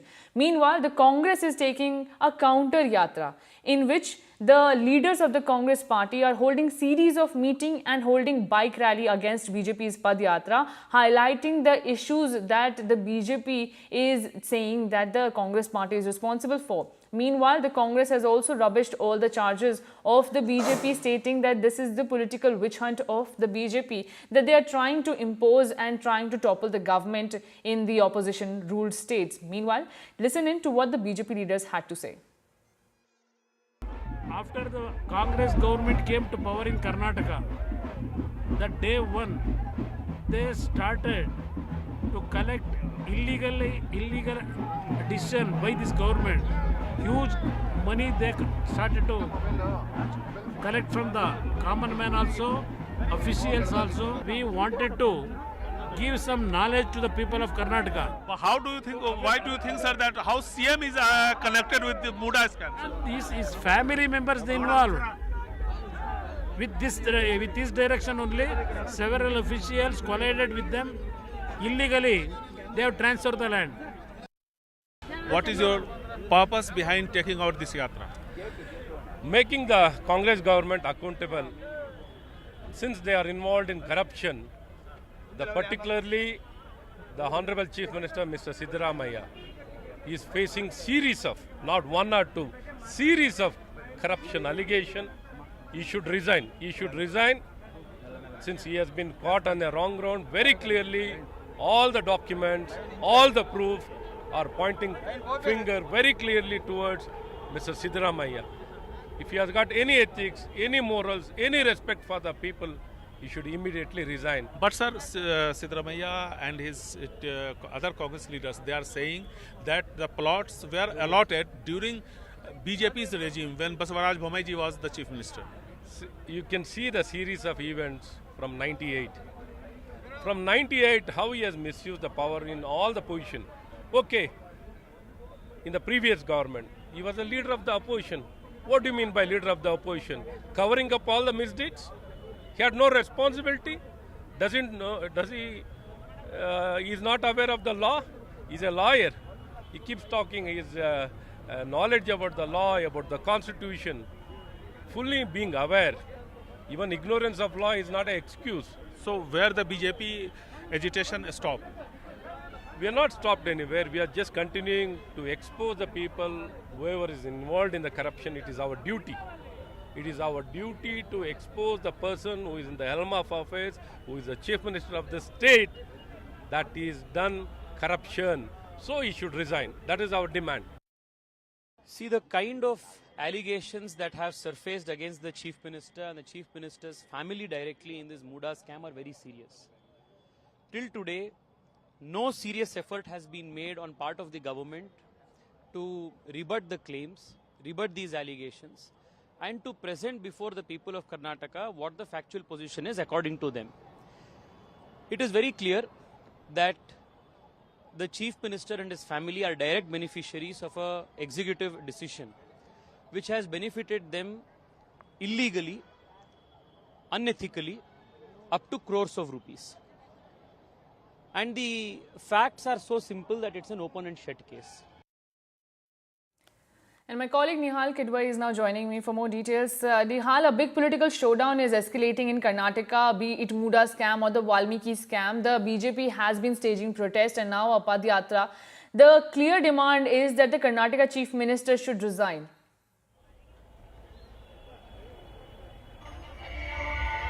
Yes, the BJP, JDS both have started this Padyatra and they have been demanding that the Chief Minister Siddaramaiah must resign because he has been into various posts right from 1998 when Wardha had denotified the land.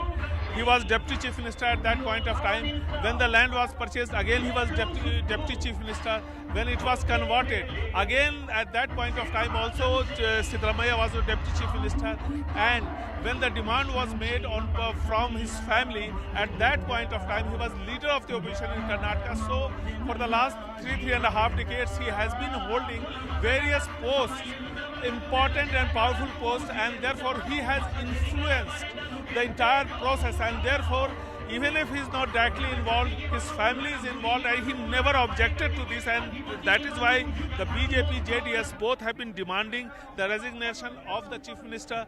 A short while ago when I spoke to some of the BJP leaders, they said that recently when the show cause notice was served to the Chief Minister by the Governor of Karnataka, Chief Minister immediately asked his cabinet colleagues to hold a Council of Ministers meeting, and after that they advised the governor to withdraw the show cause notice. It is a pressure tactics on the functioning of the governor, and they are objecting to this as well. But the Karnataka Chief Minister and his other cabinet colleagues have been saying that the 14 plots in upscale areas were allotted to Chief Minister's wife at the time when the BJP was in power in 2022-23 and CM was Basavaraj Bommai, and therefore if there was some issues, if some illegalities were there, why those plots were allotted to Siddaramaiah's wife. So now the tussle is on. There is a conflict between the Raj Bhavan and the state government. There is a conflict here. The BJP, JDS both have started a Padyatra against the Congress. The Congress has also started a Jan Andolan against the BJP. Now the people are confused that whom they should consider corrupt and whom they should consider honest. Right, Nehal, and you are certainly tracking the BJP's Padyatra, and it remains to be seen what other allegations does BJP poses against the Karnataka Congress government. Thank you so much, Nehal. Keep tracking this. We will be coming back to you with more details For now, shifting our focus to the US poll elections. Well, the United States Republican presidential nominee Donald Trump has now confirmed that an offer was made from Fox News to hold a debate with Democratic US Vice President Kamala Harris on September 4. He has now agreed to it. This comes after Vice President Kamala Harris won enough delegate votes to secure the Democratic presidential nomination, according to an announcement by Democratic National Committee chairperson. Now, we also have a reaction coming in from Kamala Harris. Take a look. Well, Donald,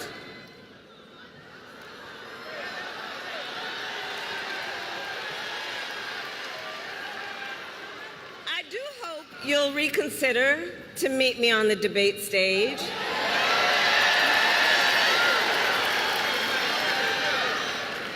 Because as the saying goes, if you've got something to say, say it to my face.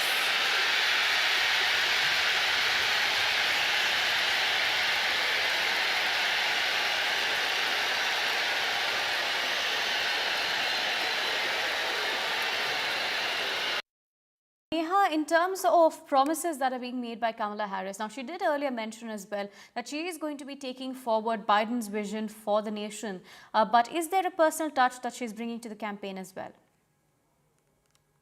She's the first woman, of color, really, biracial woman. There's just so much. Yeah, there's a completely different touch to the campaign. I mean, she's able to relate to a completely different demographic that wasn't necessarily able to be reached before. She's able to bring the policies that she's been working on throughout her career, whether it's voting rights or racial justice or whatever it is, right to the forefront. I mean, this is something that she's done. So she definitely brings a different flavor. And let me just tell you, I have been doing several presidential cycles in the South Asian space. I have never seen anything like this before in terms of energizing our base. I mean, this is huge. This is very, very historic.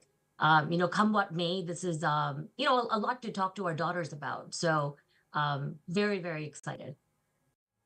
The Trump campaign seems to be quite confident in being able to beat Harris. Do you think the assassination bid had given a boost to Trump's popularity as he projects himself as a champion of democracy as well? Speaking of popularity, we're talking about Kamala Harris. We'll come to that in a minute. But on the opposition side, do you think they've gained quite a bit of popularity as well? No, whatever popularity he thought he got was swept away the moment Kamala Harris was endorsed by Joe Biden. And you saw this, right? The entire nation, the entire Democratic Party. You're talking about the top leadership in the Senate, in the House, governors. You're talking about, all 50 Democratic state party leaders aligning behind her. You're talking about youth groups that were disenchanted, all of a sudden jumping on the wagon, right? And coming up with memes and TikToks. So in terms of if you want to talk about popularity, it's Kamala Harris that is riding the wave of popularity, not Trump. In fact, I think he's made faux pas after faux pas, choosing J.D. Vance, who was on record for saying that women should stay in violent marriages, somebody who is by all definition extreme, also going on I don't know if you saw, but in the National Association of Black Journalists conference, and literally maligning and demeaning the Black journalist who asked him questions and calling her nasty. And with that, it's time to take a break.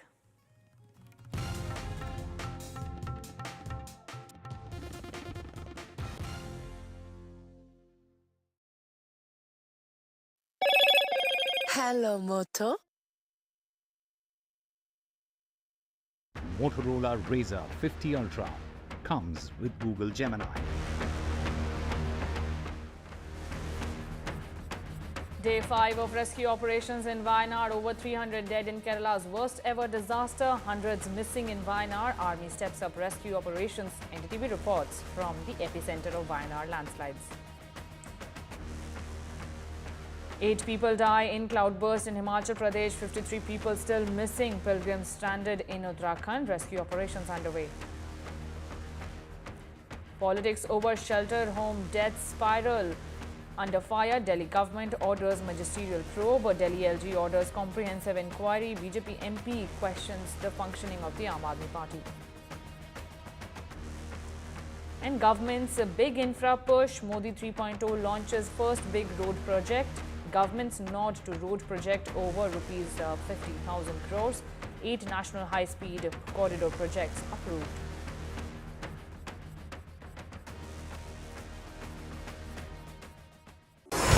NDTV proudly upholds its legacy of trust and credibility. According to the prestigious Reuters Institute's Digital News Report 2024, NDTV is the top-most news platform in the country. Number 1 in both online and offline reach in India. Beating all its competition, NDTV stands for trust. Stay informed and entertained with the new and updated NDTV News app. You can watch all our channels live, listen to podcasts, read breaking and exclusive news from around the world and more. Download the NDTV app today and get access to the best journalism and storytelling on your smartphone or tablet. The NDTV app. News that matters to you. After great victory by Indian team, and today we are reporting from Mohali International Airport where we are showing these visuals. Arshdeep हमारे साथ हैं. बहुत performance सही सारे दी थे बढ़िया results मिले. We are in the city of Kanpur today because they have their champion back home, Kuldeep Yadav. Desperation for each and everyone to go there and win the World Cup, and we did it.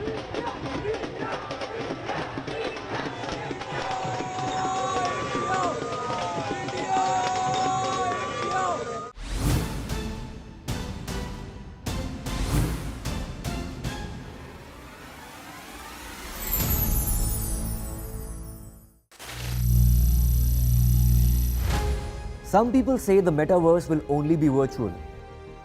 One day this lecture hall will be made of code. And driverless.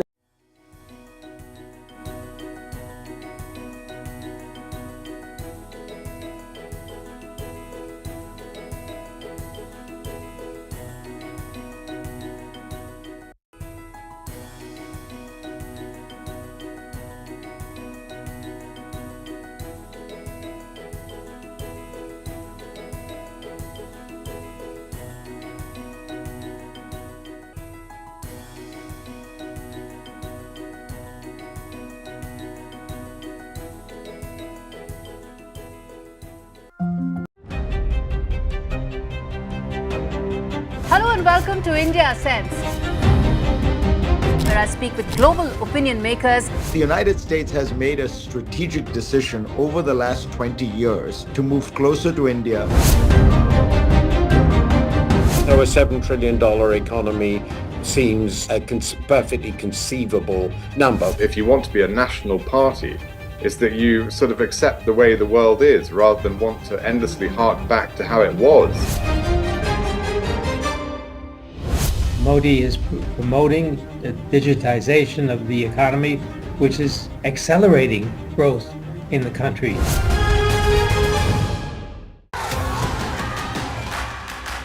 The biggest democratic exercise in the world.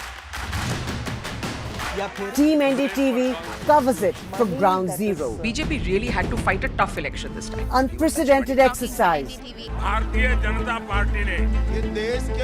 Unmatched coverage. There is no dispute. जनता को decide करना है. From polling to counting, NDTV brought you the most trustworthy news and updates.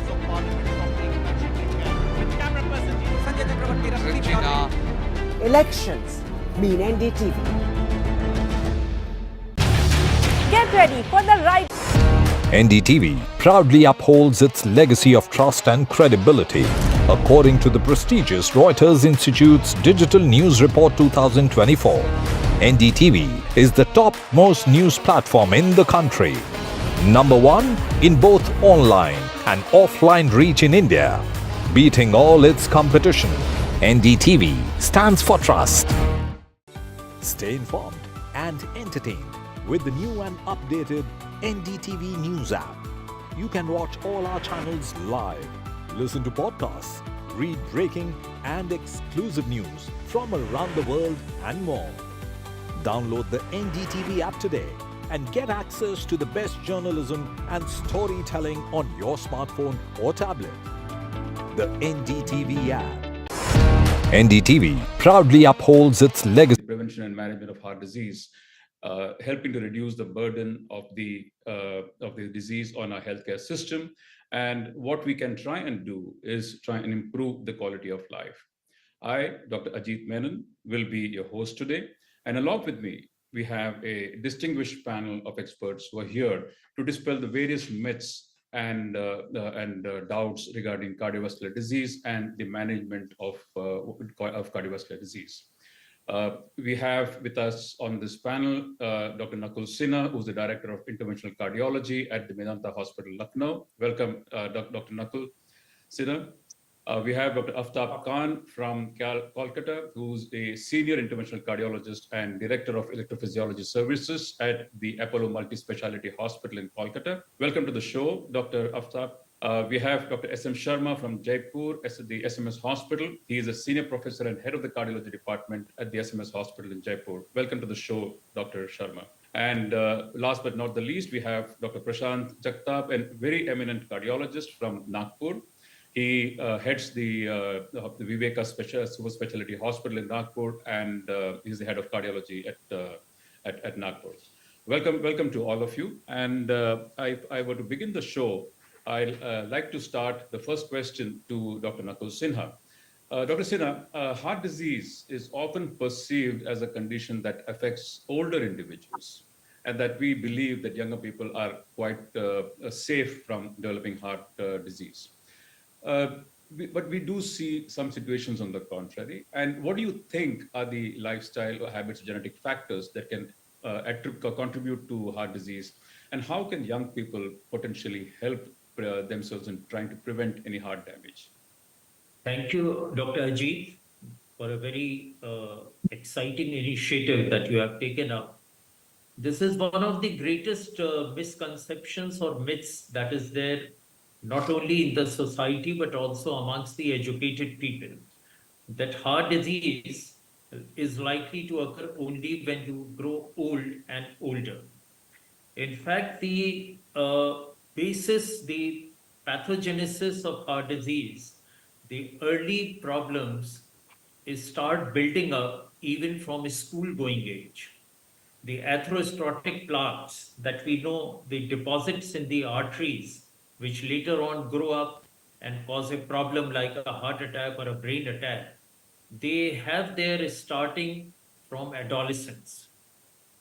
And that is all perhaps due to the unhealthy lifestyle that not only we as adults, but also in our younger population, we see a lot of dietary indiscretions, craving for fast food, avoiding healthy food like vegetables and fruits, physical inactivity, and even we have a significant load of high cholesterol and high blood pressure in our younger population.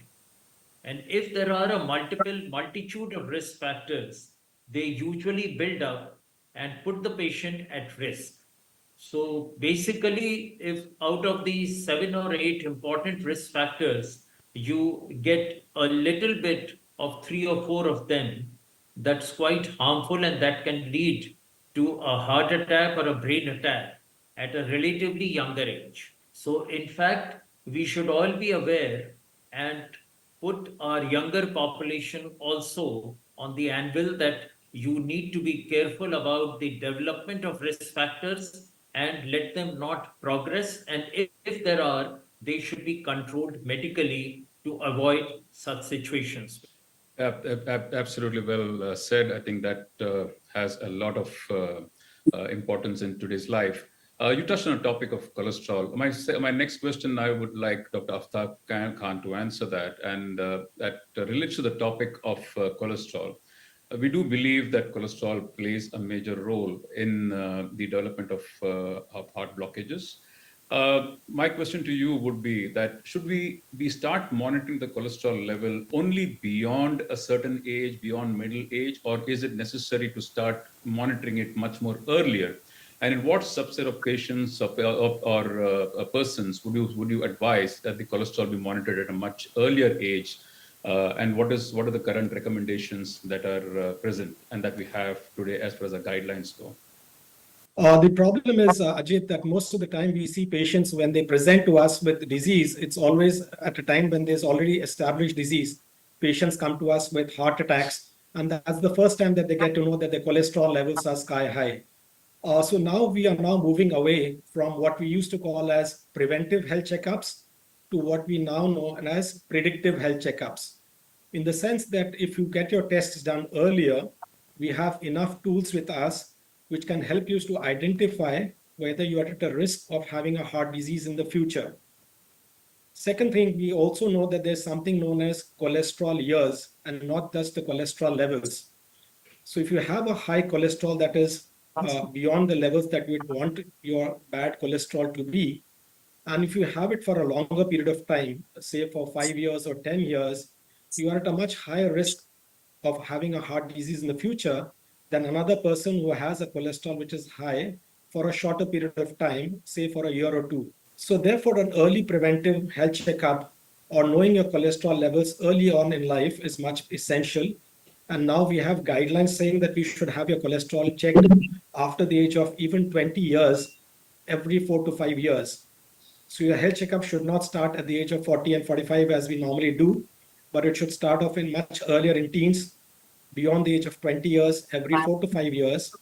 Well, talking about the various risk factors for heart disease, I think another risk factor that we look at is blood pressure. Blood pressure is also known as a silent killer. My question is to Dr. Sharma. Dr. Sharma, why do they often label hypertension as a silent killer? And would you always detect? Is it always reliable to detect blood pressure purely based on symptoms, or do you recommend monitoring of the blood pressure in certain risk populations on a regular basis in order to catch the blood pressure much earlier? You see, the high blood pressure typically has no symptoms, and that's why it is referred as silent killer. Many people with high blood pressure, they are unaware of their conditions because they do not experience any noticeable symptoms. As such, there are no symptoms. There are mild symptoms like headache and all these, and they let it go or take some analgesics. And the only way to detect high blood pressure is through regular monitoring. That's what you have said. And early detection and treatment are vital to prevent severe complications such as heart attack, stroke, and kidney damages. And without monitoring, hypertension or high blood pressure can silently cause significant damage to the cardiovascular system and other organs. That is why it is called silent killer. So you don't rely on symptoms just to get your blood pressure checked up and get it treated by the doctor. Coming on to another point of importance is that, Prashant, I would ask you this question. A lot of patients come to us saying that dil ki dhadkan badh gayi hai. I'm having palpitations. What exactly do you mean by palpitations? And are all palpitations indicative of heart attacks? Or is there a difference? Are there different types of issues that we need to look at? And does a fast heartbeat necessarily mean a heart attack, or it can be from anxiety and other reasons? So usually palpitations or fast heartbeat does not mean it is usually due to excitement or stress or anxiety. But sometimes the heartbeats can be persistently abnormal or irregular. And in such a case, which is in medical parlance is known as an arrhythmia, that can be dangerous for the heart.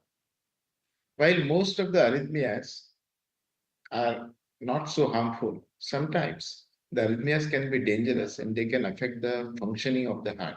That is very important to understand.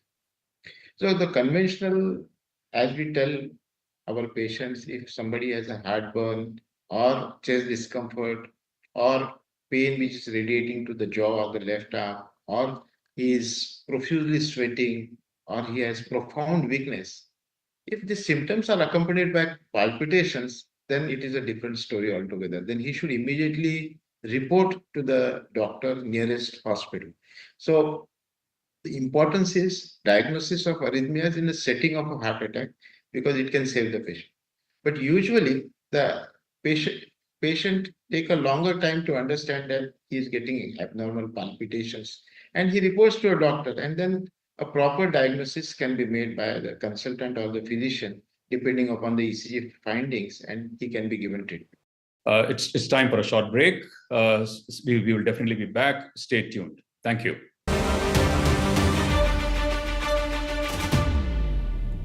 Set up. Stay informed and entertained with the new and updated NDTV News app. You can watch all our channels live, listen to podcasts, read breaking and exclusive news from around the world and more.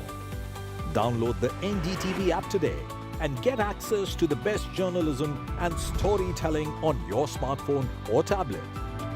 The NDTV app. News that matters to you. After a great victory by Indian team, and today we are reporting from Mohali International Airport where we are showing these visuals. Arshdeep हमारे साथ हैं. The performance सही सारे दी थे बढ़िया results मिले. We are in the city of Kanpur today because they have their champion back home, Kuldeep Yadav. Desperation for each and everyone to go there and win the World Cup, and we did it.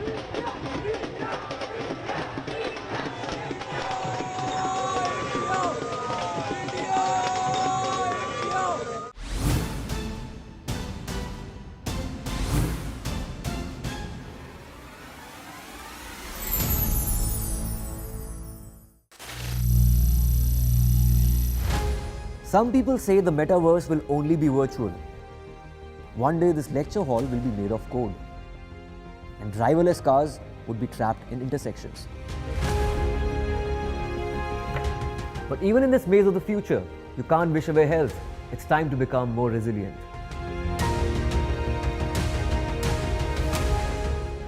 "10 years of Banega Swasth India, we have grown and achieved so many milestones.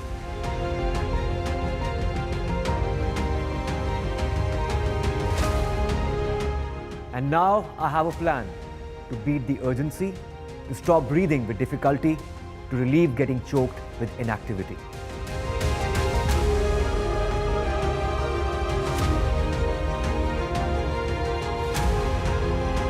Energize our government, our environment, our society, and ourselves. Everyone, everywhere, every day.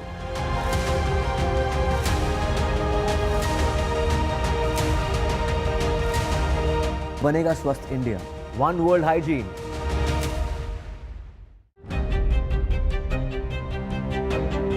Hello and welcome to India Sense, where I speak with global opinion makers. The United States has made a strategic decision over the last 20 years to move closer to India.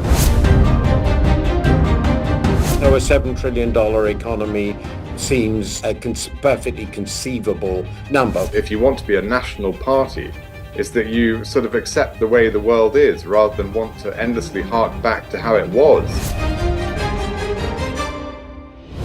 Modi is promoting the digitization of the economy, which is accelerating growth in the country.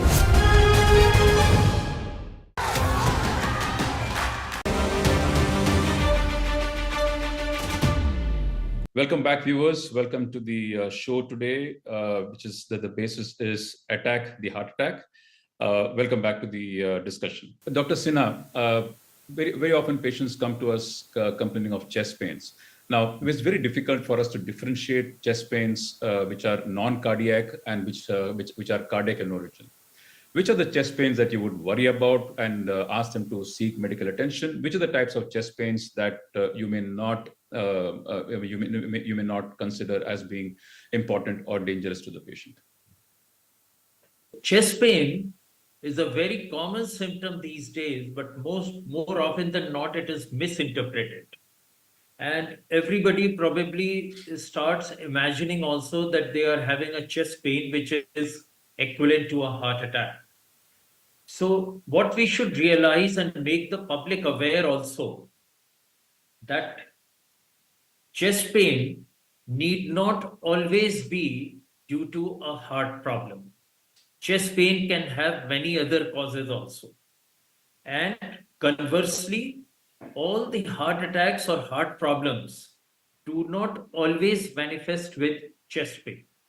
So you can have other symptoms besides chest pain. It can be technically, quote unquote, a silent attack, which is quite common in diabetics or elderly people, where the chest pain may not be a prominent symptom, but you can have breathlessness, you can have sweating, you can have lightheadedness, a feeling of fainting due to a low blood pressure, and obviously very fast palpitations. All these can sometimes be a harbinger of having the starting of a heart attack.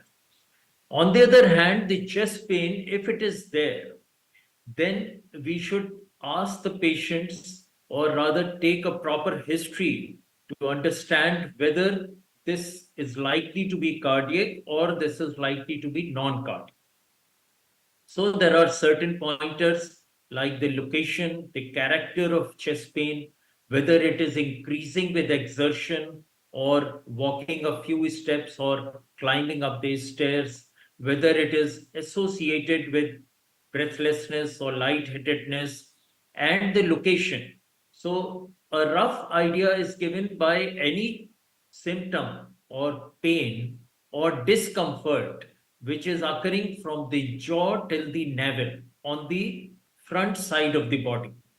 That can be an indicator of angina or a starting of a heart problem. But still, it is not always true. And there can be back pains also, very vague symptoms. But what we should also make the people aware that it is not exactly a pain, it can be a discomfort, a feeling of pressure, a feeling of heaviness on the chest. Right. Thank you. Thank you, sir. Dr. Aftab Khan, India is the diabetic capital of the world, and I think we don't need to understate that. What do you think are the risks involved in diabetics, especially the ones who are not treated, and those patients who are diabetic but on medications? Does that change the risk profile for developing heart disease in the future? Yes, controlling diabetes is definitely important to reduce the incidence of heart disease, and this has to be multi-prongs, not just with medications, but also with your diet and with your exercise. But again, having a diabetes that is controlled does not eliminate all the risk for having a heart disease in the future. And this is because even though you have controlled your diabetes in terms of your lifestyle and with medications, there still remains a risk that exists. And this is because of the fact that diabetes often coexists along with other cardiovascular risk diseases, as we say. And this includes a high blood pressure, this includes obesity, this includes physical inactivity or smoking. So getting rid of one disease does not mean that you're still at a lower risk unless you work on all these other risk factors that we talked about. And managing these overlapping risk factors is essential to reduce the overall risk of having a cardiovascular disease. The other issue that happens, especially with patients with diabetes, is once they see a normal level of control, there is often a tendency for patients to try and get off their medications or try and reduce their medications, which also then adds to their uncontrolled diabetes in the future and adds to end organ disease, which includes not only just the heart, but every organ from the head to toe, which includes the retina or the eyes, the brain, the peripheral nerves, the vessels that supply blood to the legs, and also the kidneys as one of the major targets for patients who have a diabetes that is uncontrolled. So having a diabetes that is controlled is definitely essential, but that does not eliminate the risk of having a heart disease in the future because it is a multi-pronged approach that one has to take to make sure that you live healthy in the future. Right. Thank you. Coming into another topic in terms of the management, once you have developed blockages, the management of heart disease, of blockages.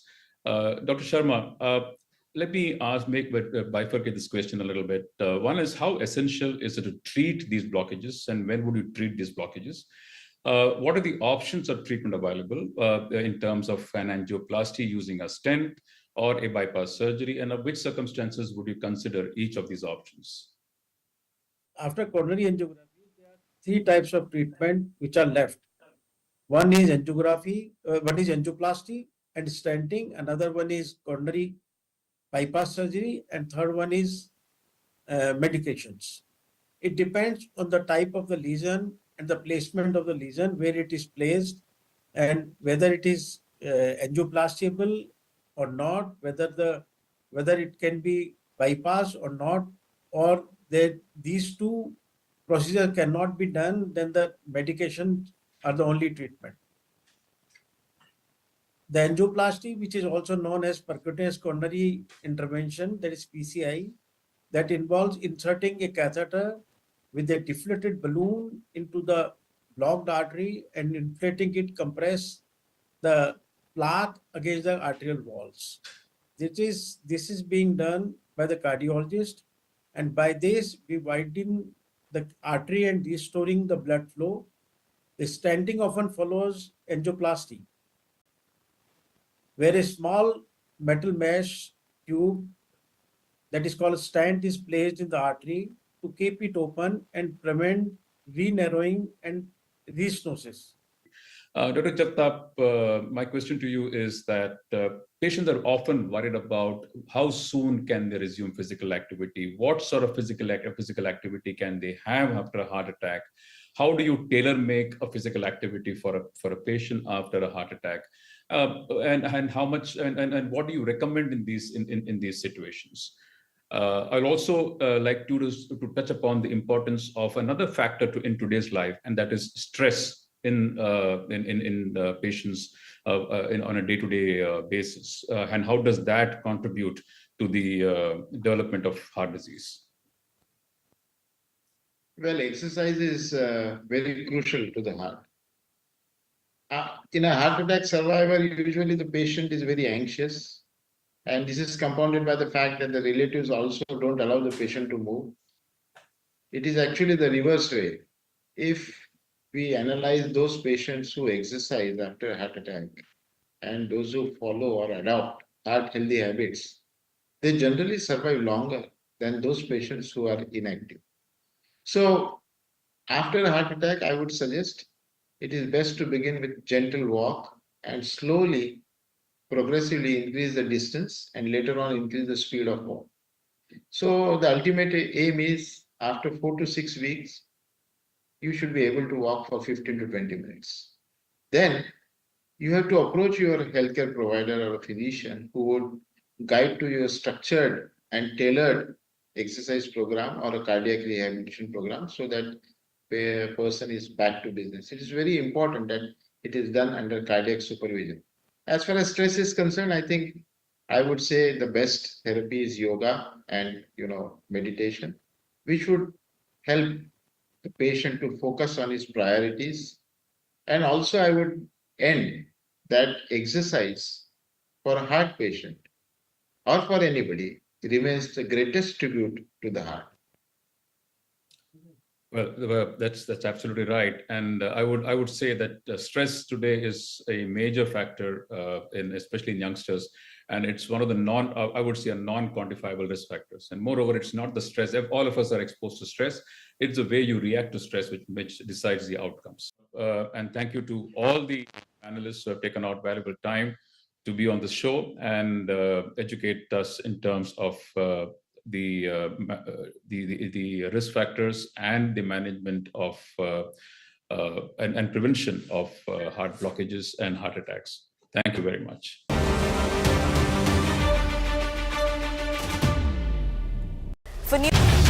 Get ready for the ride of your life. NDTV brings you the NDTV Auto Show with me, Mugdha Mishra. From the fastest supercars to the sleekest new energy vehicles to your trusted daily ride, we cover it all. every Saturday at 10:30 a.m. and Sunday at 8:30 p.m. only on NDTV 24/7. Your next great escape starts here. NDTV proudly upholds its legacy of trust and credibility. According to the prestigious Reuters Institute's Digital News Report 2024, NDTV is the topmost news platform in the country. Number 1 in both online and offline reach in India. Beating all its competition, NDTV stands for trust. Stay informed and entertained with the new and updated NDTV News app. You can watch all our channels live, listen to podcasts, read breaking and exclusive news from around the world and more. Download the NDTV app today and get access to the best journalism and storytelling on your smartphone or tablet. The NDTV app. News that matters to you. After a great victory by Indian team, and today we are reporting from Mohali International Airport where we are showing these visuals. Arshdeep हमारे साथ हैं. बहुत ही performance सही सारे दी थे बढ़िया results मिले. We are in the city of Kanpur today because they have their champion back home, Kuldeep Yadav. Desperation for each and everyone to go there and win the World Cup, and we did it.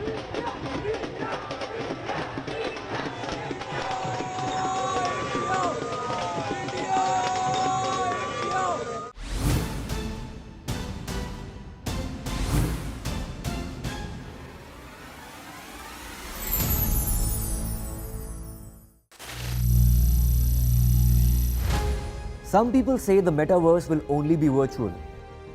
One day this lecture hall will be made of code, and driverless cars would be trapped in intersections. But even in this maze of the future, you can't wish away health. It's time to become more resilient.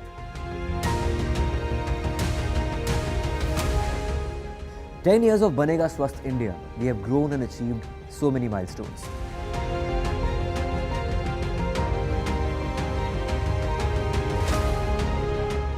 And now I have a plan to beat the urgency, to stop breathing with difficulty, to relieve getting choked with inactivity.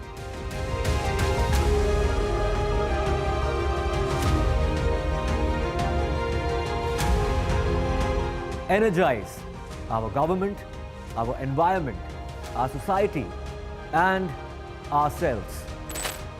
Everyone, everywhere, every day.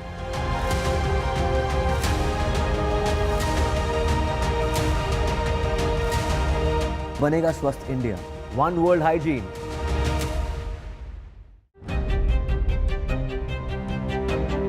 Hello and welcome to India Sense, where I speak with global opinion makers. The United States has made a strategic decision over the last 20 years to move closer to India. So a $7 trillion economy seems a perfectly conceivable number. If you want to be a national party, it's that you sort of accept the way the world is rather than want to endlessly hark back to how it was. Modi is promoting the digitization of the economy, which is accelerating growth in the country.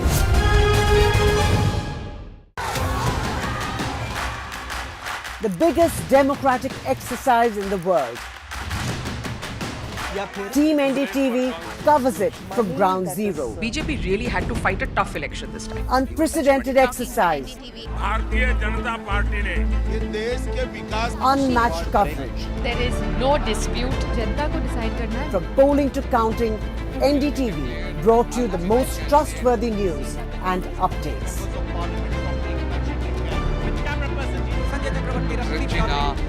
Elections mean NDTV. Get ready for the ride of your life. NDTV brings you the NDTV Auto Show with me, Mugdha Mishra. From the fastest supercars to the sleekest new energy vehicles to your trusted daily ride, we cover it all. Every Saturday at 10:30 a.m. and Sunday at 8:30 p.m. only on NDTV 24/7. Your next great escape starts here. NDTV proudly upholds its legacy of trust and credibility. according to the prestigious Reuters Institute. Day 5 of rescue operations in Wayanad. Death toll mounts to 313. Kerala's worst ever disaster. 100 still missing in Wayanad. NDTV reports from the epicenter of the Wayanad landslides. Grammy Award winner Ricky Cage slams Air India, says downgraded from business class for the third time in a year, complains of rude Air India staff. Key huddle at Maharashtra CM's residence ahead of assembly elections. MNF chief meets Maha CM Shinde. MNS gears up for united fight against Shiv Sena. Face-off over Mudra scam. BJP JDS kick-off 10-day Padyatra against Karnataka government. BJP demands resignation of CM Siddaramaiah. Congress counters with a bike rally. Manu lines up for a hat-trick of medals. Manu Bakar in 25-meter rifle final. Giant killer Lakshay Sen enters Olympic semis. First Indian male shuttler in the Olympic semis. US presidential elections around the corner as the race for White House begins. Kamala Harris officially the Democratic nominee. Trump agrees to presidential debate with Kamala Harris. The debate will take place on the 4th of September.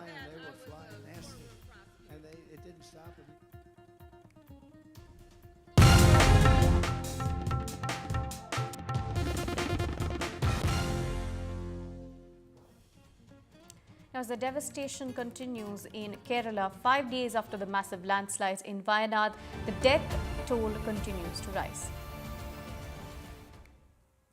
As many as 330 people have died in the unfortunate tragedy that took place on the 30th of July. The rescue and relief teams are undertaking a joint operation in a race against time. NDTV is also running a Care for Kerala campaign to help those who've been affected by the deadly landslide in Kerala's Wayanad. In an effort to locate individuals still believed to be trapped under the debris in landslide-hit villages, deep search radars are being deployed in the affected areas. The Kerala CM has also said that the rescue operations are in the last stages at the moment. My colleague Pratibha has spoken to the medical superintendent of Dr. Moopen's Medical College. Take a look. For those who survived the Wayanad landslide tragedy, it has been quite a difficult and a Herculean journey ahead with respect to treatment at the hospitals.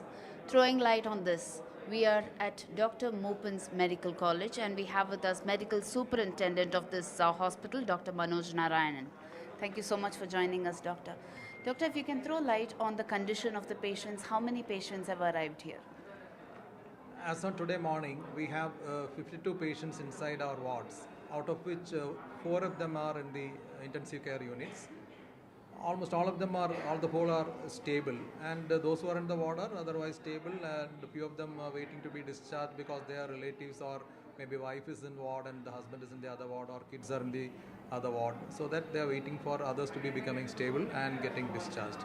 In the ICU, we have one doctor from Odisha who had severe aspiration of mud and slush into her lungs, which has been washed out by multiple bronchoalveolar washings. She is gradually improving. Of course, she is having some reactions inside her lungs showing patchy pneumonia, and we are giving her all the necessary care. She is gradually limping back to normalcy, but still not fit enough to be coming out of the ICU and into the ward. Another 2 with severe tracheal injury, they are also under ventilation, but they also are improving. So we had initially about 180 patients coming here, 4 others coming last night from the various camps with certain problems.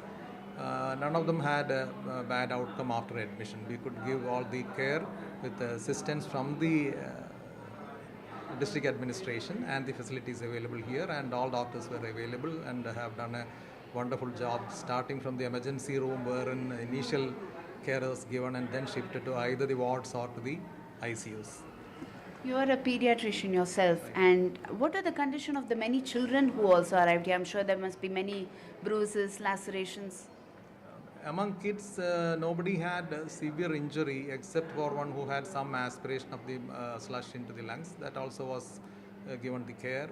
And one very young infant, maybe roughly 45 days of age, having fracture of the collarbones. So that does not require any active intervention otherwise. Baby is feeding well and the mother also is here. One other elder kid also had minor abrasions. That has been discharged and they are progressing well. Among children, we didn't have much severe or rather serious injuries like adults had. I'm sorry to be asking you to recount the horror that day, but if you can briefly tell us exactly, what was happening here at the hospital on the day when the landslides occurred? We had continuous rains, maybe 29th and 30th. And it was just like any other day otherwise, till everybody went to sleep and our ED was very active. And it is around 1:30 early in the morning on 30th that we are getting a message, Tuesday, that there has been a landslide and one among our staff also was involved. Actually, it was our own staff who gave the first call to our emergency department and also to our Deputy General Manager of Shanawaz. The devastation there on ground. NDTV is helping you help people in Kerala by running a Care for Kerala campaign to help those people who have been affected by the deadly landslides in Wayanad. You can help by transferring aid to the Hope Trust. Bank details are on your screen. We'll continue keeping these details on our screen on the corner for you to reach out if you'd like to help. My colleague Pratibha joins us from the ground. Pratibha, now at this point, the Kerala CM having said that this is the last leg of the rescue operations that are taking place, over 330 people have died in this moment. Take us through more details that are coming from the operations on ground. Well, in fact, the rescue operation is actually happening on the other side of the hill there. That's the peak, the Chempara peak that we're talking of, from where the landslides seem to have been first triggered. And it falls down the line there, and right behind there is the place where the bridge has collapsed. So that's the landscape that we bring to you here. But we are on the other end, which is considered to be a more safer location as far as the landslides are concerned. And this is exactly the property where one of them from Kerala, whose name is Boshe, who's fondly known as Boshe here, and 1,000 acres of property that he has purchased here is what he is willing to give to all those who have been devastated by the landslides there. So about 100 houses that he is planning to construct right at this property and hand it over to around 100 families there. I have with me one such person who has lost everything. Many of his family members who have been lost to the landslides there, and he is also right now homeless. But since he speaks only Malayalam and my Malayalam isn't that good, I would request my camera person to come forward. Name is Govind Murthy. He also deserves special mention here because he has also been helping us with the coverage of the landslides here. So he will bring you the picture of what exactly transpired that day. Thanks, Pratibha. നിങ്ങളുടെ പേര് ഷാജഹാൻ. നിങ്ങൾ എവിടുത്തെ? നമ്മളെ ഫാമിലിയിലുള്ള ആളുകളാണ് ആ ഫ്ലഡിൽ പോയിട്ടുള്ളത്. നമ്മളെ ഉമ്മയുടെ, അതായത് mother sister brother, after children 6 people പോയി. See, Mr. Sajan is saying his auntie's daughter, mother and son and small kids, totally 6 members totally collapsed in that building because of this rain, and this is because of this slides, and Sajan is so upset. And നിങ്ങളുടെ message ആണോ? രണ്ട് പേരെ എനിക്ക് കിട്ടാനുണ്ട്. 2 പേരെ identify ചെയ്യാൻ കഴിഞ്ഞിട്ടില്ല. വളരെ വിഷമത്തിലാണ് ഞങ്ങളുള്ളത്. കാരണം ഐഡൻറ്റിഫൈ ചെയ്യാൻ കഴിഞ്ഞിട്ടില്ല. ഞങ്ങൾ ഒരുപാട് ശ്രമിച്ചു, കാണാൻ കഴിയുന്നില്ല. പല വികൃത രൂപങ്ങളാണ്, മുഖങ്ങളെല്ലാം കാണാൻ കഴിയുന്നില്ല. Mr. Sajan is saying totally we got only 4 bodies, that is 2 parts of bodies we got it, and still searching 2 bodies. നിങ്ങളുടെ മെസ്സേജ് ഏതാണോ? ഗവൺമെൻറ് മെസ്സേജ്, ഗവൺമെൻറ് ഹെൽപ്പുകൾ ചെയ്യുന്നുണ്ട്. അവർ ഇനി കുടുംബങ്ങളിലെല്ലാം അവരെല്ലാം പോയിട്ട് ഹെൽപ്പ് കിട്ടിയിട്ട് കാര്യമുണ്ടല്ലോ. അവർ നഷ്ടപ്പെട്ടില്ലേ, അവരെല്ലാം വേണ്ടപ്പെട്ടവരല്ലേ, ഫാമിലിപ്പെട്ടവരല്ലേ, അവരെല്ലാം പോയി. ഇനി കുറേ സഹായം കിട്ടിയിട്ട് കാര്യമില്ല. പക്ഷേ ഇനിയുള്ള മെസ്സേജ് പറഞ്ഞാൽ ഇനി ഇങ്ങനൊരു ദുരന്തം വരാൻ പാടില്ല. അതിനുവേണ്ടി ഗവൺമെൻറ് ഇവരൊക്കെ പുനരധിവസിക്കണം. വീടുകളൊക്കെ മാറി അവർക്ക് വീടൊക്കെ വെച്ച് കൊടുത്ത് വേറെ ഒരു സ്ഥലത്തേക്ക് മാറ്റി പാർപ്പിക്കണം. ആ ഏരിയ ഡേഞ്ചർ ഏരിയയാണ് എന്നാണ് എനിക്ക് പറയാനുള്ളത്. Sajan is request to government please help us. The houses is collapsed. There is no shelters. There is no proper foods. And please help us. He is requesting through our NDTV. I'll hand over to Pratibha.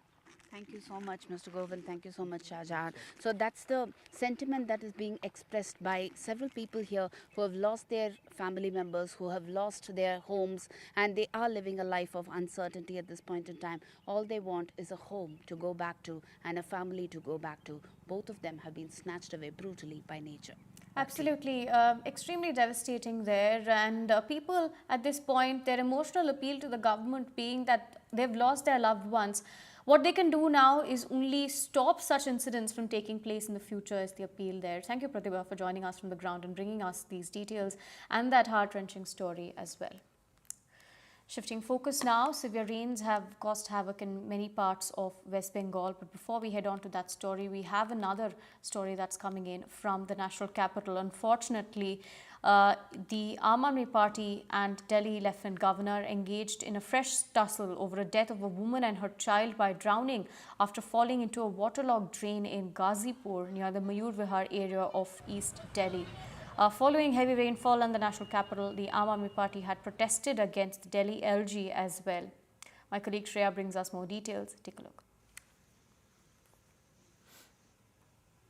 Today, this morning, we can see the Aam Aadmi Party as well as their volunteers have led this protest in front of the LG office, and they are demanding justice from the LG. Although the LG had responded, the Lieutenant Governor V.K. Saxena had responded to the allegations of Aam Aadmi Party, stating that that particular drain wherein the tragic incident happened was in fact, it comes under the Municipal Corporation of Delhi, and it is actually the responsibility of the Delhi government because of which this incident happened. Now it's important to understand what the leaders, what the Aam Aadmi Party want here. What are they protesting for? I am joined by Aam Aadmi Party's leader, Reema Gupta. And ma'am, I just wanted to know what are the main demands of this protest, apart from the compensation? See, what has happened is, in Delhi, the Lieutenant Governor of Delhi is not letting the elected government work. So all the officers are only responding to the LG of Delhi, and they are not listening to the ministers of Delhi. What we are saying today, that if you are so fond of running Delhi, why don't you resign and contest and become the Chief Minister of Delhi? Otherwise, stop behaving like the Chief Minister of Delhi. Let the governance happen in Delhi. So also, 3 people have died in a drain. One mother and her son have died, which was a DDA drain. So DDA comes right under the LG. LG is responsible for DDA. All the misgovernance happening in Delhi, LG is responsible. We are saying today that you want to govern Delhi, resign and contest. As you can see, we have the protesters here and the Aam Aadmi Party leaders who are seeking justice for this extremely tragic case of a woman and her son dying because of slipping into a waterlogged drain, and they are demanding 2 things. One, a compensation for the family of the deceased, and second, they want the DDA officials, the Delhi Development Authority officials, to be held accountable. More news from the national capital. Delhi shelter home deaths. The human rights body has now taken notice of it. The government and top cop has been sent a notice to. NHRC has sought a report in 4 weeks as well. 27 people have died since January at the Asha Kiran home. The NHRC has taken suo motu cognizance of the reported deaths of 12 people within a month in the Delhi government-run shelter as well. Multiple deaths have been reported at this mental health facility. Those who are dead were between 20 and 30 years old. 14 deaths in July alone, including some children as well. My colleague Ishika joins us with more details. Ishika, take us through the latest. We're learning that a notice has been issued as well, and suo motu cognizance has been taken as NHRC has sought a report onto the deaths. Well, yes, in fact, Aarti, as Rightly mentioned, the National Human Rights Commission has now taken cognizance of this entire matter, where in fact, over 12 deaths were reported from the Asha Kiran, shelter home in the national capital's Rohini, which is being run by the Delhi government.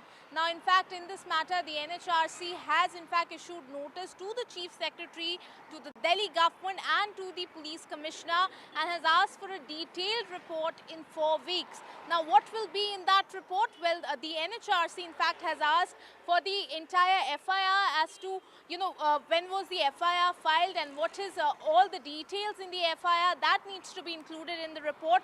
What action has now been taken in this entire matter, that needs to be included in that report. And also, what are the measures that the authorities are proposing so that such kind of incident do not happen again. So all of these points needs to be included in this detailed report that needs to be submitted in 4 weeks. Now, the NHRC has also in fact taken cognizance of the reports where it had been mentioned that there were earlier complaints as well regarding this particular shelter home, that it was overcrowded. So that certainly, that has also been pointed out in this particular statement that has been released by NHRC.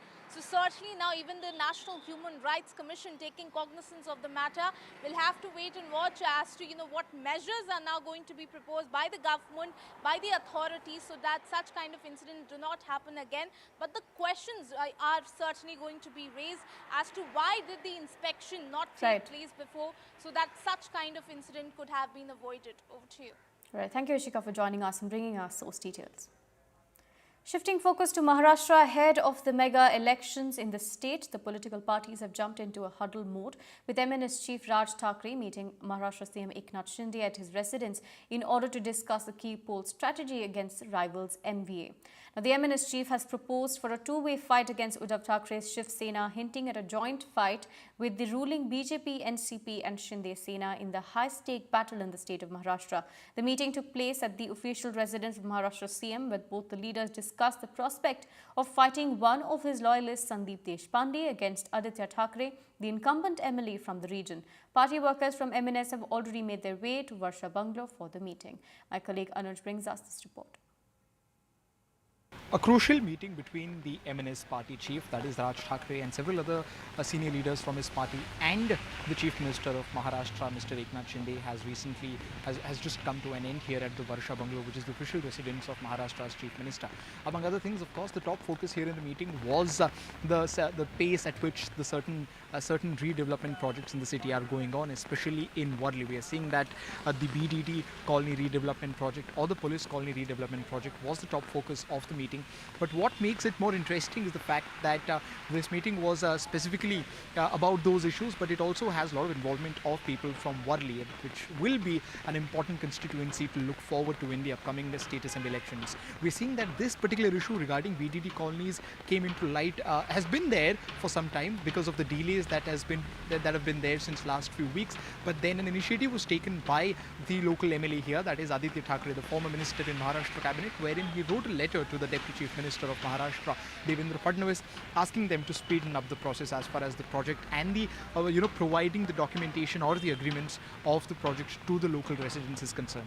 Now, Worli is an important keyword here because this is a place where, as we stated before, Aditya Thackray is the incumbent MLA. He won the election against NCP in 2019 while fighting for the erstwhile United Shiv Sena. Since 2019 to 2024, a lot of things have changed here. Shiv Sena has been broken into two, NCP has also been broken into two, and MNS, which did not fight a contestant in 2019, is planning to do so in 2024. We are seeing that Sandeep Deshpande, a spokesperson of the MNS and a Raj Thackeray loyalist, has been leading a sort of a movement against Aditya Thackray here in Worli by voicing out several opinions, several disagreements of the people, which is making it clear that Manse might have some sort of interest here in this Worli seat. Now, Worli seat has historically always been either of the NCP Shiv Sena or or the Congress party, with the BJP not really having a considerable amount of success by itself here.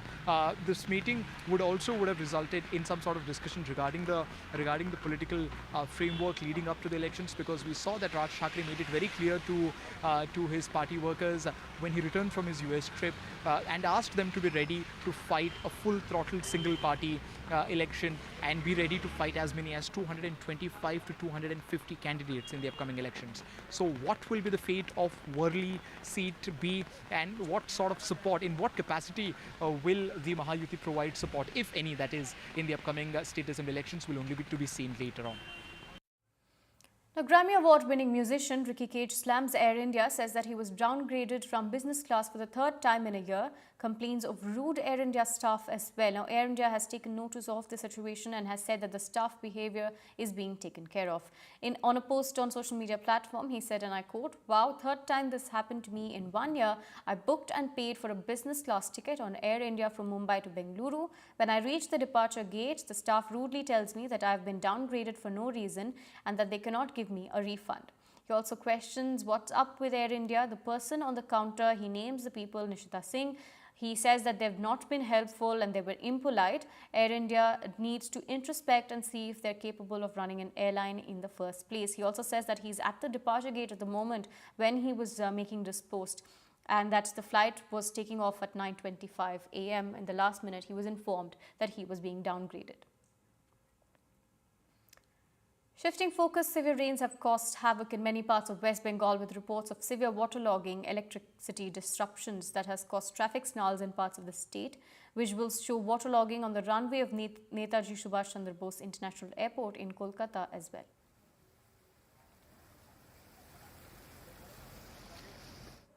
Shifting focus now, a woman tragically crushed to death by a speeding car in Kanpur. Her daughter sustained injuries in the accident as well. The horrific incident was caught on camera when a speeding car hit a mother and her daughter on a scooter, resulting in the mother's death and the daughter being critically injured. In Kanpur's Kidwai Nagar police station area, a high-speeding car had hit the duo. We'll bring you those visuals shortly, but this is shocking news coming in from Kanpur. Shifting focus to some international news, US Republican presidential nominee Donald Trump has agreed to an offer from Fox News to hold a debate with Democratic US Vice President Kamala Harris, who's also the presidential candidate of the party. He also said in a post on Truth Social that Vice President Kamala Harris has won enough delegate votes to secure the Democratic presidential nomination. Remember, according to the announcement by the DNC chair, Jamie Harrison. Listen in to these reactions coming in. Well, Donald,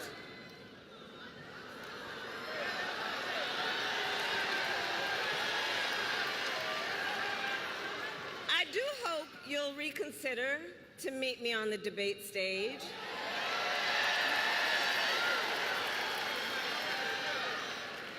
Because as the saying goes, if you've got something to say,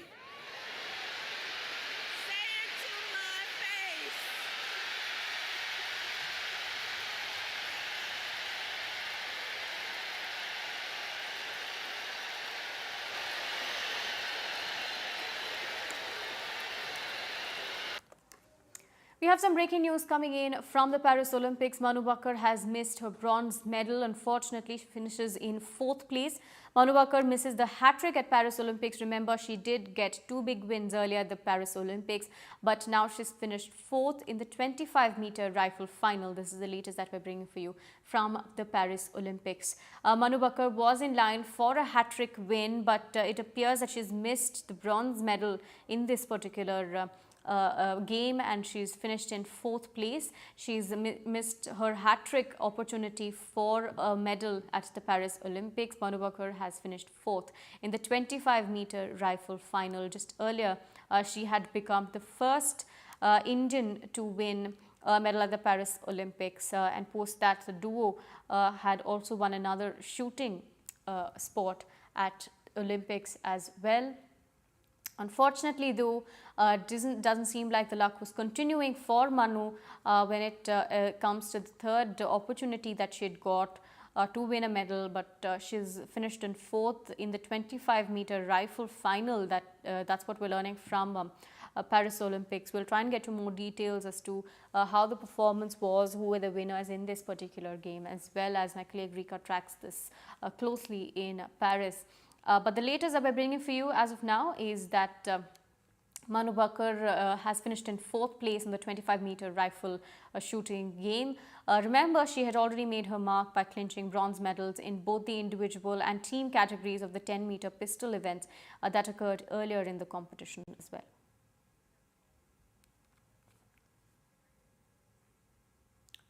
Shifting focus, with Iran threatening retaliation against Israel after the assassination of the head of Hamas, Ismail Haniyeh, in the heart of Tehran, the United States, Israel's closest ally, has surged military deployments in West Asia.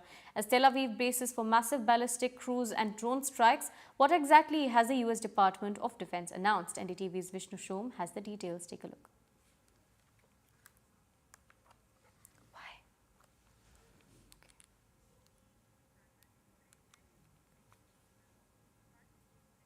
We'll bring you more on these stories. For now, a short break.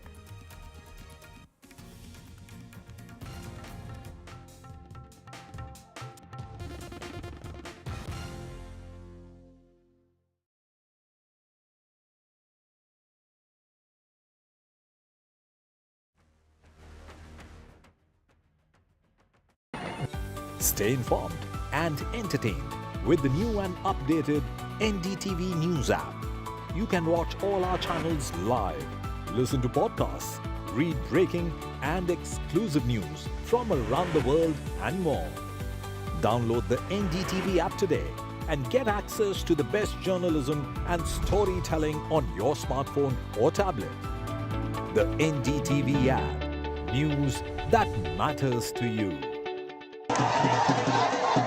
After a great victory by Indian team, and today we are reporting from Mohali International Airport where we are showing these visuals. Arshdeep हमारे साथ हैं. बहुत ही performance सही सारे दी थे बढ़िया results मिले. We are in the city of Kanpur today because they have their champion back home, Kuldeep Yadav. Desperation for each and everyone to go there and win the World Cup, and we did it.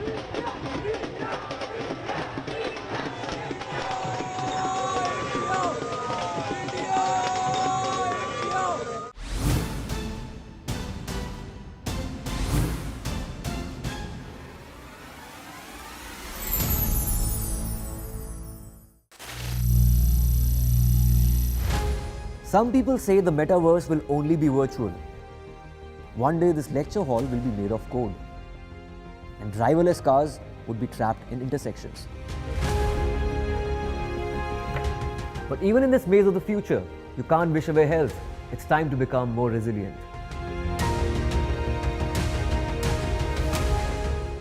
10 years of Banega Swasth India, we have grown and achieved so many milestones.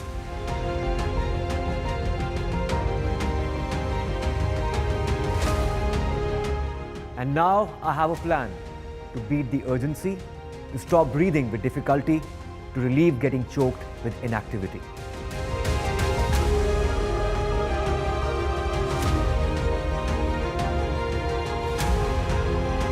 Energize our government, our environment, our society, and ourselves. Everyone, everywhere, every day.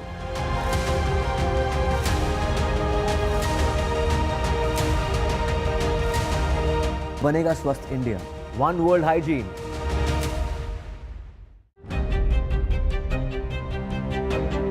Hello and welcome to India Sense, where I speak with global opinion makers. The United States has made a strategic decision over the last 20 years to move closer to India. So a $7 trillion economy seems a perfectly conceivable number. If you want to be a national party, it's that you sort of accept the way the world is rather than want to endlessly hark back to how it was. Modi is promoting the digitization of the economy, which is accelerating growth in the country.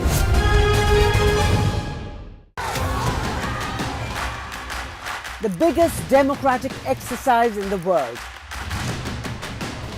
Team NDTV covers it from ground zero. BJP really had to fight a tough election this time. Unprecedented exercise. Unmatched coverage. There is no dispute. Janta ko decide karna hai. From polling to counting, NDTV brought you the most trustworthy news and updates.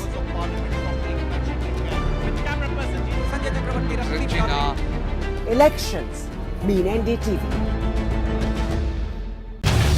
Get ready for the ride of your life. NDTV brings you the NDTV Auto Show with me, Mugdha Mishra. From the fastest supercars to the sleekest new energy vehicles to your trusted daily ride, we cover it all. Every Saturday at 10:30 a.m. and Sunday at 8:30 p.m. only on NDTV 24/7. Your next great escape starts here. NDTV proudly upholds its legacy of trust and credibility, according to the prestigious Reuters Institute's digital.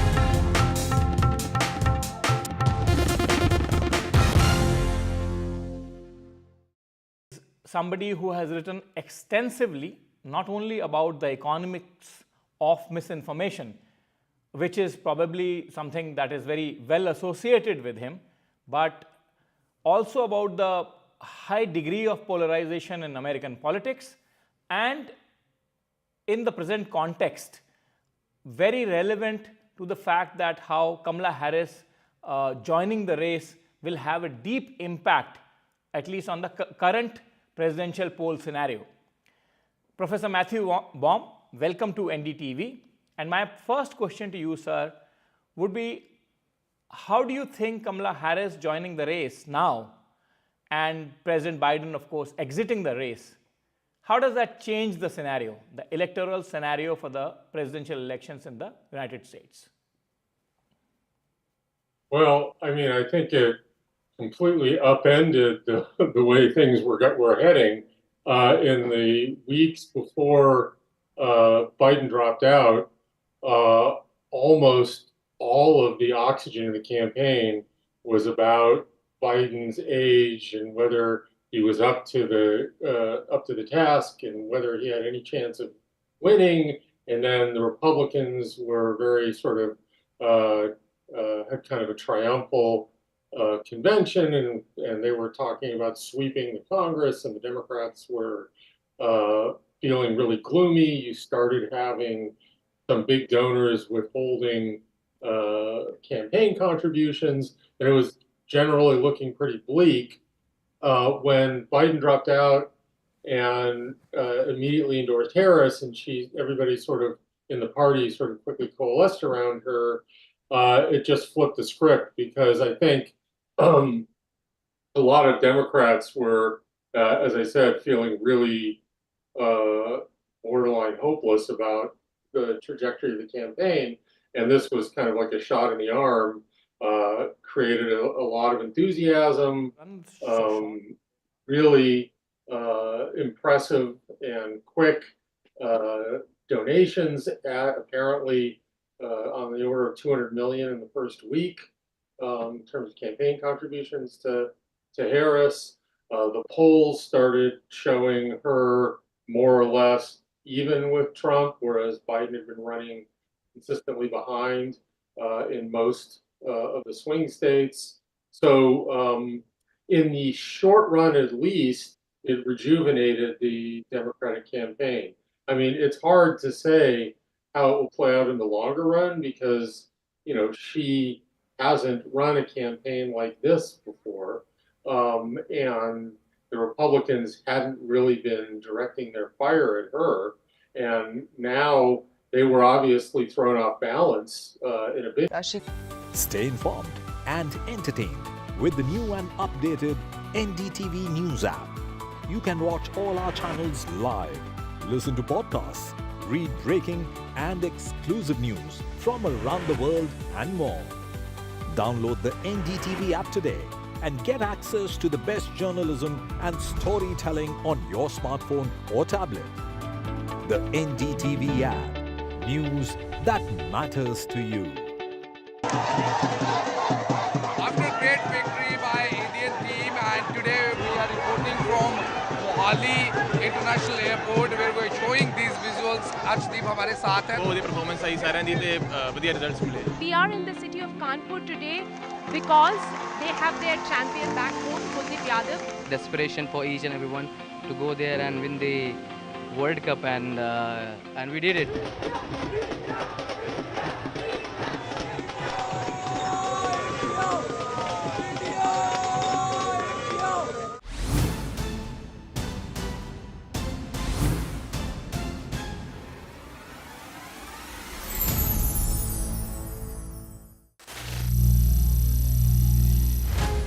Some people say the metaverse will only be virtual.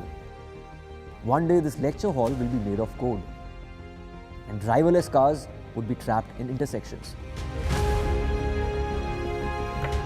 But even in this maze of the future, you can't wish away health. It's time to become more resilient.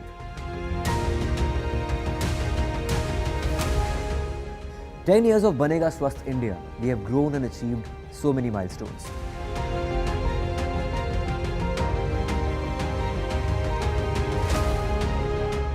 And now I have a plan to beat the urgency." Somebody who has written extensively not only about the economics of misinformation, which is probably something that is very well associated with him, but also about the high degree of polarization in American politics, and in the present context, very relevant to the fact that how Kamala Harris joining the race will have a deep impact, at least on the current presidential poll scenario. Professor Matthew Baum, welcome to NDTV. And my first question to you, sir, would be, how do you think Kamala Harris joining the race now and President Biden, of course, exiting the race, how does that change the scenario, the electoral scenario for the presidential elections in the United States? Well, I mean, I think it completely upended the way things were heading in the weeks before Biden dropped out. Almost all of the oxygen in the campaign was about Biden's age and whether he was up to the task and whether he had any chance of winning. And then the Republicans were very sort of had kind of a triumphal convention, and they were talking about sweeping the Congress, and the Democrats were feeling really gloomy. You started having some big donors withholding campaign contributions, and it was generally looking pretty bleak. When Biden dropped out and immediately endorsed Harris, and everybody sort of in the party sort of quickly coalesced around her, it just flipped the script, because I think a lot of Democrats were, as I said, feeling really borderline hopeless about the trajectory of the campaign. And this was kind of like a shot in the arm, created a lot of enthusiasm, really impressive and quick donations, apparently on the order of 200 million in the first week in terms of campaign contributions to Harris. The polls started showing her more or less even with Trump, whereas Biden had been running consistently behind in most of the swing states. So in the short run, at least, it rejuvenated the Democratic campaign. I mean, it's hard to say how it will play out in the longer run, because, you know, she hasn't run a campaign like this before. And the Republicans hadn't really been directing their fire at her.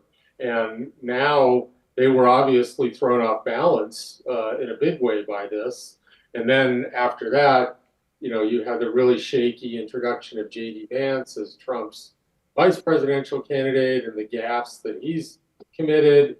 And so as a consequence, so far, she hasn't really sort of endured an aggressive campaign, focus by the Republicans and by the media, but that is sure to come. So we'll have to see how it plays out over time. Professor, you have also written extensively, researched extensively about misinformation, the term that is loosely known today as misinformation. You've also written about the economy of misinformation, as in the money that misinformation makes for certain products, certain companies. Do you think that it is because of the phenomena like social media and the proliferation of misinformation that Mr. Donald Trump remains immensely popular, despite what many would say incorrectly held beliefs and incorrectly articulated commentary, in the sense that it is at least not factual? Well, I mean, I think social media was obviously a critical tool in his rise in 2015 and 2016. He was treated as kind of a joke by the mainstream media when he first announced his campaign in 2015. And it was his ability to communicate directly with tens of millions of people through his Twitter feed that kind of allowed him to run sort of a guerrilla campaign and allowed him to kind of do an end around the mainstream media. But that said, I think it's an overstatement to say that he's immensely popular. You know, this is a very divided country. His approval ratings tend to run between 40 and 45%, which is not what I would call immensely popular, because we have an electoral college and that has sort of a variety of anti-majoritarian elements baked into it. You don't necessarily have to have majority support to win an election. Seems pretty unlikely to me that Trump will ever have consistently the support of a majority of Americans, but critically, he doesn't need that. So he has played to the conservative and right-wing base of his party. Almost all of his appeals focus pretty narrowly and targeted on kind of motivating his base so that they vote in really high numbers and hopefully demoralizing the other side, the base of the other side, so that they don't vote in similarly high numbers. So it's very much about getting your people to the polls and trying to suppress the other side, rather than, you know, building a broad coalition that would make you kind of a majority or would win you support of a majority of the electorate. So yes, he's disproportionately popular among white men, especially working class white men. Those aren't the only folks that support him, but it is kind of a core constituency for him, for sure. It is interesting, Professor, even probably disheartening to many, that you have repeatedly described America as a deeply divided country. Do you think that social media has a role to play here, or do you think that it is just one of the factors? It is the factor that I was interviewing Thomas Friedman some time back, and Friedman said that, you know, social media is like a dart gun, and how much, you know, you would attribute how much attribution you would do to the social media for the phenomena like for the rise of Trump and for the phenomena that we are seeing across Europe as well?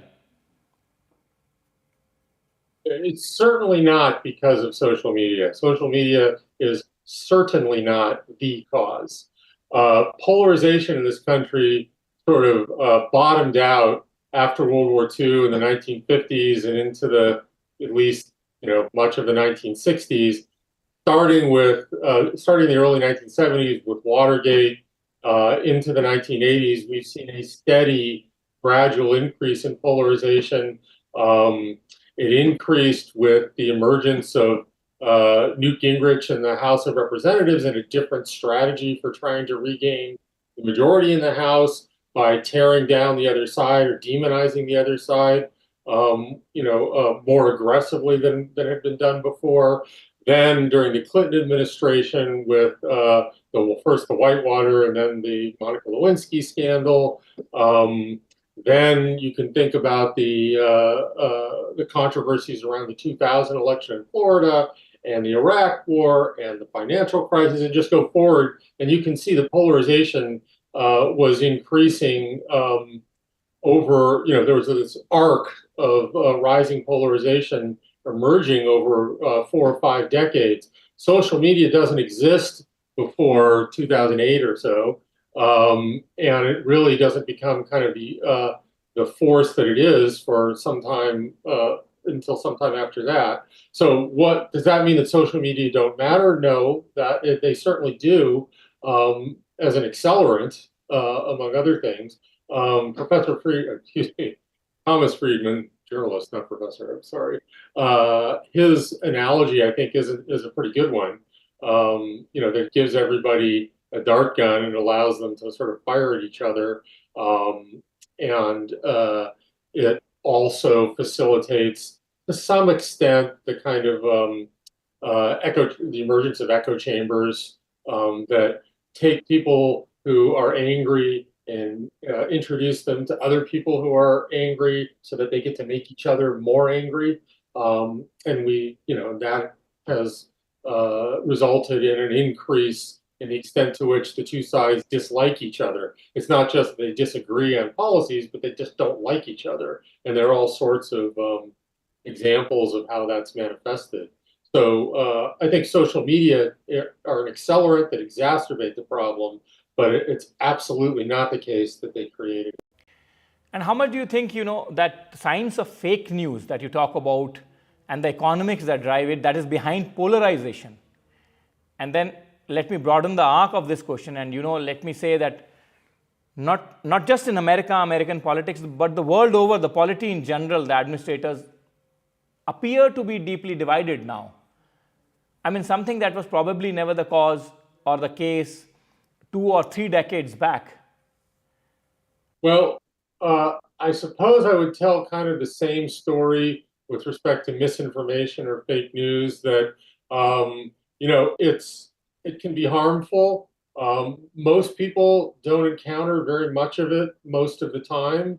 The latest research suggests that even during presidential campaigns, people aren't encountering or sharing a whole lot of misinformation, except a relatively small portion of the public is, disproportionately strong partisans who already know what they think, for whom this is, again, more of an accelerant than a creator of their attitudes.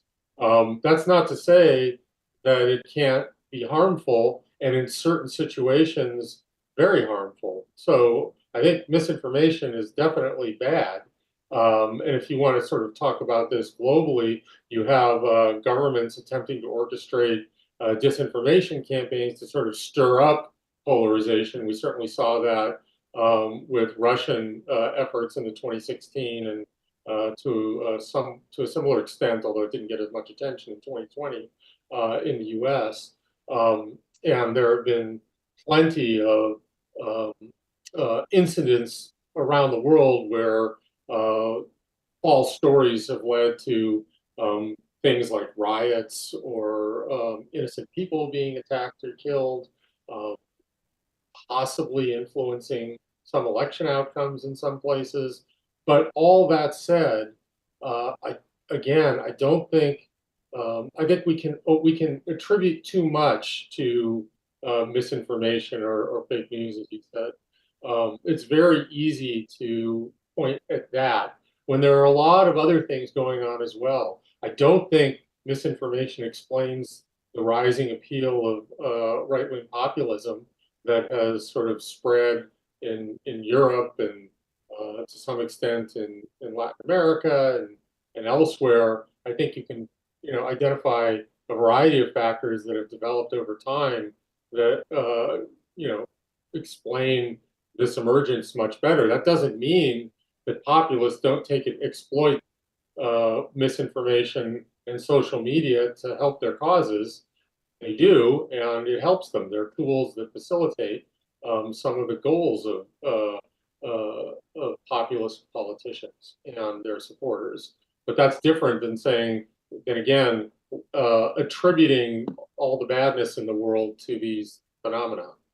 Economy in the United States has performed and performed very, very strongly. Actually, many observers would say post-COVID under President Biden very, very well.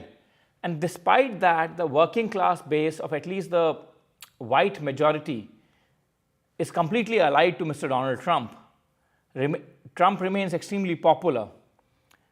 And there are serious charges, at least in the press. Various publications have said that are there against Mr. Trump. And despite that, Donald Trump remains extremely popular. And Mr. Biden, despite doing well, doesn't seem to be popular on that front, at least. So what do you think is behind that? Well, I think there are several things going on here. For one thing, and I was just talking about this with my students yesterday, actually, what happened with, in terms of the economy, most of the economic indicators in the U.S. Have performed really well, in some cases better than, as well as they have in half a century. What the real outlier is that we had this spike in inflation. It didn't last that long, but Americans haven't really dealt with inflation in like 4 decades. And it sort of became this mythological boogeyman that especially Republicans have been sort of sounding the alarm on again and again and again, decade after decade, even as there was no inflation. So when it finally spiked up, it kind of drowned out everything else. Inflation is scary because when you go to the grocery store or a gas station and prices are substantially higher, you notice that instantly and it makes you feel poorer. But it is also, it weighs more heavily than a lot of these other more distant things like the unemployment rate or economic growth or number of jobs created, because it's more personal, and combined with the fact that it has been elevated to this mythological boogeyman. Because we hear stories about runaway inflation in the 1970s, even though most Americans, or at least most Americans under 40, weren't even born then, and sort of have no experience with the consequences of that. Now, so the inflation declined pretty rapidly and is now only a little bit over sort of the Fed's ideal long-term target of 2%. I think most recently it was running at about 2.5%, far from a crisis. But as we have seen for decades, public recognition of a change in the economy, especially an improvement in the economy, lags that change substantially. And that's even before you get to the polarized environment in which one side will absolutely refuse to acknowledge that anything has improved. We are more polarized, and half the country is much more stubbornly resistant to accepting that anything good could possibly be happening. So, all of these things combine to reduce the extent to which Biden can benefit from having a good economy. In terms of, Trump's support, this is the subject of much debate.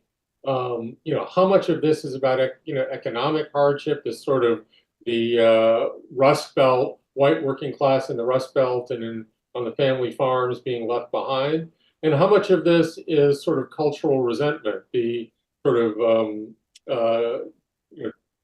racial and ethnic diversity, the rising racial and ethnic diversity in the country, the increasing prominence and emphasis on progressive ideals about LGBTQ rights and diversity, equity, and inclusion, and all of those things that the Republicans have emphasized that resonate with people who may resent the sense that their country isn't the way they remember it to be. I think, there are economic dimensions, sure. There certainly have been substantial problems with addiction and the opioid crisis. Energy transition has been really hard in some places like West Virginia. So there really are economic factors, but there's also an important cultural dimension. And that's not just in the United States, that's also in Europe with all of the immigration, for instance, following the Syrian civil war, which created economic pressure in those countries and cultural resentments, which populist parties were ready and waiting to exploit. So, there are a lot of things going on, but it isn't just an economic story. And even to the extent it is an economic story, it's not a complete mystery, I think. I think it's kind of, if you kind of look at the way things have unfolded with Biden, as frustrated as the White House surely is, you can sort of see why there's this lag. I mean, if they had another year rather than just a few more months, I think eventually, the fear of inflation would recede, assuming inflation remained low, and then people would start to notice some of the other things, assuming unemployment stayed low and interest rates start to come down, and the economic indicators remain positive. But that lag, I mean, it's the same sort of thing that doomed George W. Bush in 1992 in his campaign against Bill Clinton. The economy had recovered well before that election, but most Americans thought we were still in a recession, and that hurt him a lot in the election. And my final question to you, Professor, is that how much do you think realistically Kamala Harris has a chance against the very rampaging Donald Trump at this stage? Remember, the whole instance at Butler has also accentuated his popularity amongst his base, at least. And can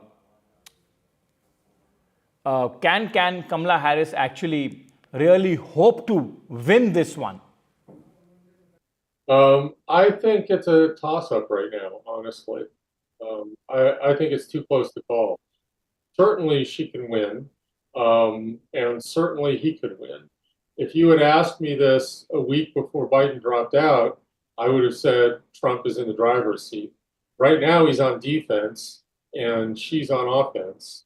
The Democrats also have their convention coming up, which will give them sort of an addition, usually would give the party that's having a convention a boost. So that momentum seems likely to last for a while. It's unclear whether it'll be enough to win the election. We'll see, but I definitely think she is competitive at this point, and more so than Biden was. And thank you, Professor Baum. Thank you very much. And thank you, as always, for your absolutely cogent, crystal clear views on issues that are extremely tricky and probably have a large portion of the world in their grip.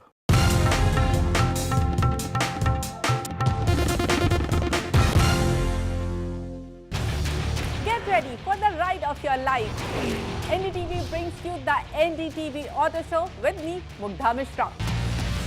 From the fastest supercars to the sleekest new energy vehicles to your trusted daily ride, we cover it all. Every Saturday at 10:30 a.m. and Sunday at 8:30 p.m. only on NDTV 24/7. Your next great escape starts here. Co-powered by Canara Bank. Together we can.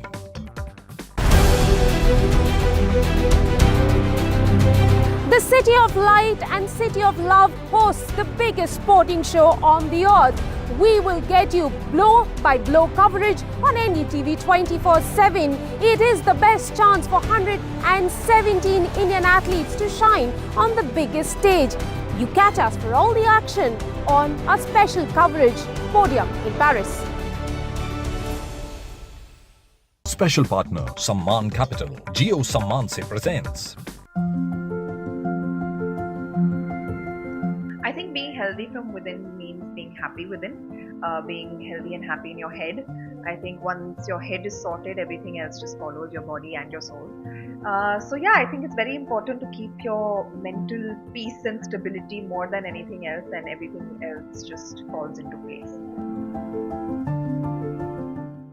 अरे अनूप सो नहीं, अनूप सो नहीं। सावधान सतर्क, ये boss तुम दोनों के होते हुए अनूप सो नहीं सकता। क्यों? क्योंकि अनूप ने सारी सिक्योरिटी की जिम्मेवारी खुद पे ले रखी है। अनूप को चाहिए अपने घर पे Secure Eye mic enabled CCTV. Secure Eye CCTV camera and security solution. Do exercise, yoga, control your weight, take regular treatment for hypertension, diabetes or Hello and welcome to India Sense, where I speak with global opinion makers. The United States has made a strategic decision over the last 20 years to move closer to India.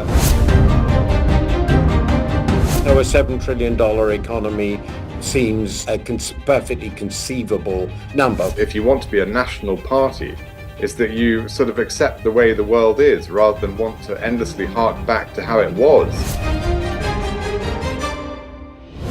Modi is promoting the digitization of the economy, which is accelerating growth in the country.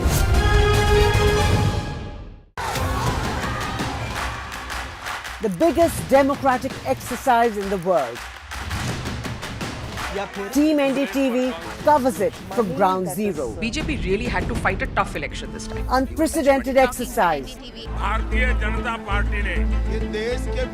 Unmatched coverage. There is no dispute. जनता को decide करना है. From polling to counting, NDTV brought you the most trustworthy news and updates. 7.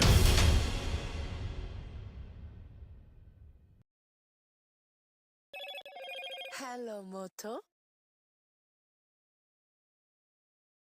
Motorola Razr 50 Ultra comes with Google Gemini.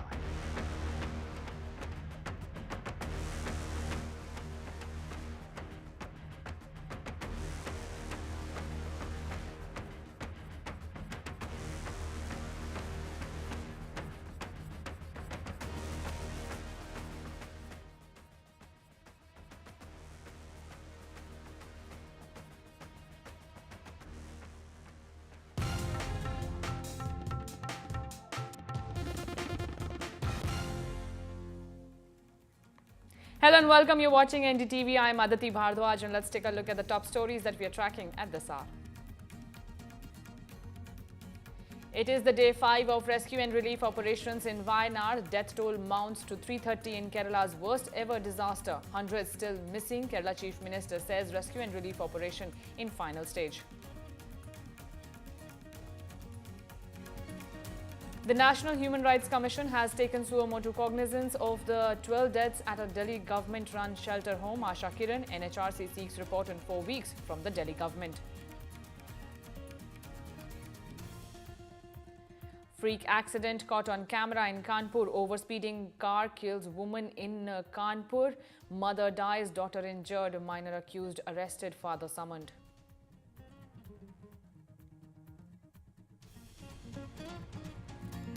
Grammy Award winner Ricky Cage slams Air India, says downgraded from business class for the 3rd time in a year. Complaints of rude Air India staff.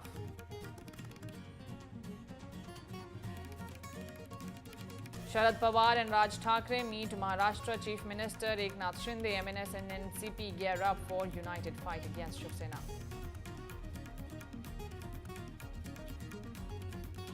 US presidential race is final. It is Kamala Harris versus Donald Trump. Meanwhile, Donald Trump and Kamala Harris will debate on September 4.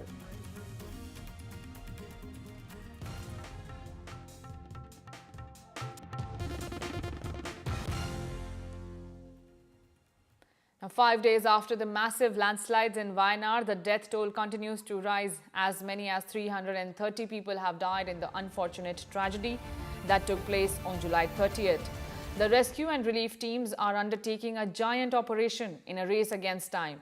Kerala Chief Minister Pinarayi Vijayan has said that search and rescue operations in disaster-hit Wayanad are now in their final stages, but 206 people remain missing. Now, referring to the rehabilitation efforts, Mr. Vijayan said a secure region will be identified and a township will be constructed. He said the Education Minister will visit the schools destroyed in the region and the Education Department will take the necessary steps to ensure that the studies of the disaster-struck children will continue. NDTV is also running a Care for Kerala campaign to help those who have been affected by the deadly landslides in Kerala's Wayanad.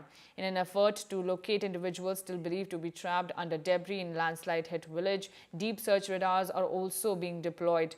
Now, my colleague Pratibha Raman has spoken to the medical superintendent of the medical college where the victims are being shifted. Take a look. For those who survived the Wayanad landslide tragedy, it has been quite a difficult and a Herculean journey ahead with respect to treatment at the hospitals. Throwing light on this, we are at Dr. Mopin's Medical College and we have with us medical superintendent of this hospital, Dr. Manoj Narayanan. Thank you so much for joining us, Doctor. Doctor, if you can throw light on the condition of the patients, how many patients have arrived here? As on today morning, we have 52 patients inside our wards, out of which 4 of them are in the intensive care units. Almost all of them are, the whole are stable, and those who are in the ward are otherwise stable, and a few of them are waiting to be discharged because their relatives or maybe wife is in ward and the husband is in the other ward or kids are in the other ward, so that they are waiting for others to be becoming stable and getting discharged. In the ICU, we have one doctor from Odisha who had severe aspiration of mud and slush into her lungs, which has been washed out by multiple bronchoalveolar washings. She is gradually improving. Of course, she is having some reactions inside her lungs showing patchy pneumonia, and we are giving her all the necessary care. She is gradually limping back to normalcy, but still not fit enough to be coming out of the ICU and into the ward. Another 2 with severe tracheal injury, they are also under ventilation, but they also are improving. So we had initially about 180 patients coming here, 4 others coming last night from the various camps with certain problems. None of them had a bad outcome after admission. We could give all the care with assistance from the district administration and the facilities available here, and all doctors were available and have done a wonderful job, starting from the emergency room where an initial care was given and then shifted to either the wards or to the ICUs.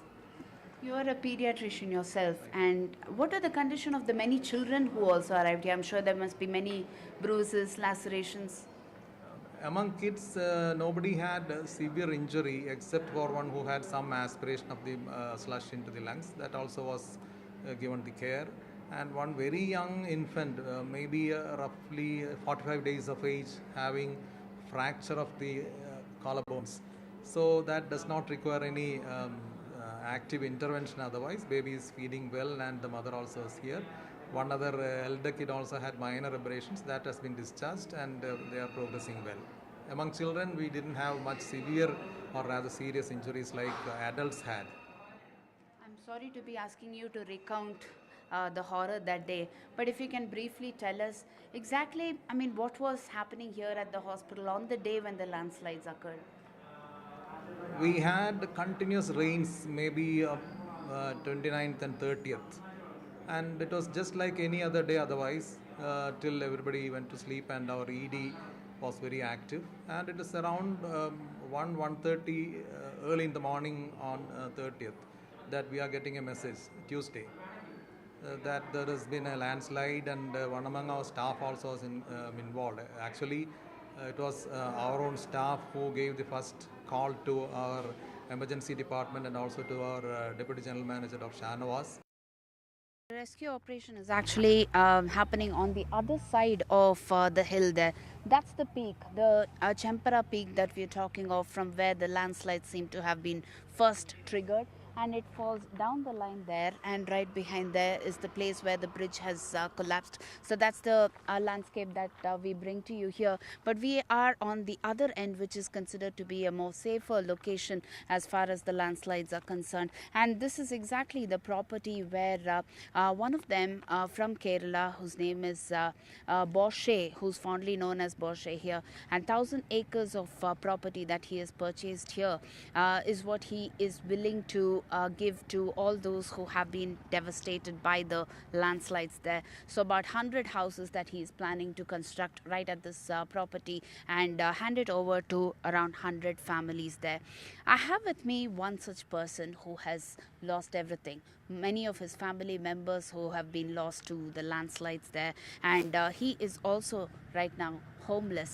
But since he speaks only Malayalam and my Malayalam isn't that good, I would request my camera person to come forward. Name is Govind Murthy. He also deserves special mention here because he has also been helping us with the coverage of the landslides here. So he will bring you the picture of what exactly transpired that day. Thanks, Pratibha. നിങ്ങളുടെ പേര് ഷാജഹാൻ. നിങ്ങൾ എവിടുത്തെ? നമ്മളെ ഫാമിലിയിലുള്ള ആളുകളാണ് ആ ഫ്ലഡിൽ പോയിട്ടുള്ളത്. നമ്മളെ ഉമ്മയുടെ, അതായത് മദർ, സിസ്റ്റർ,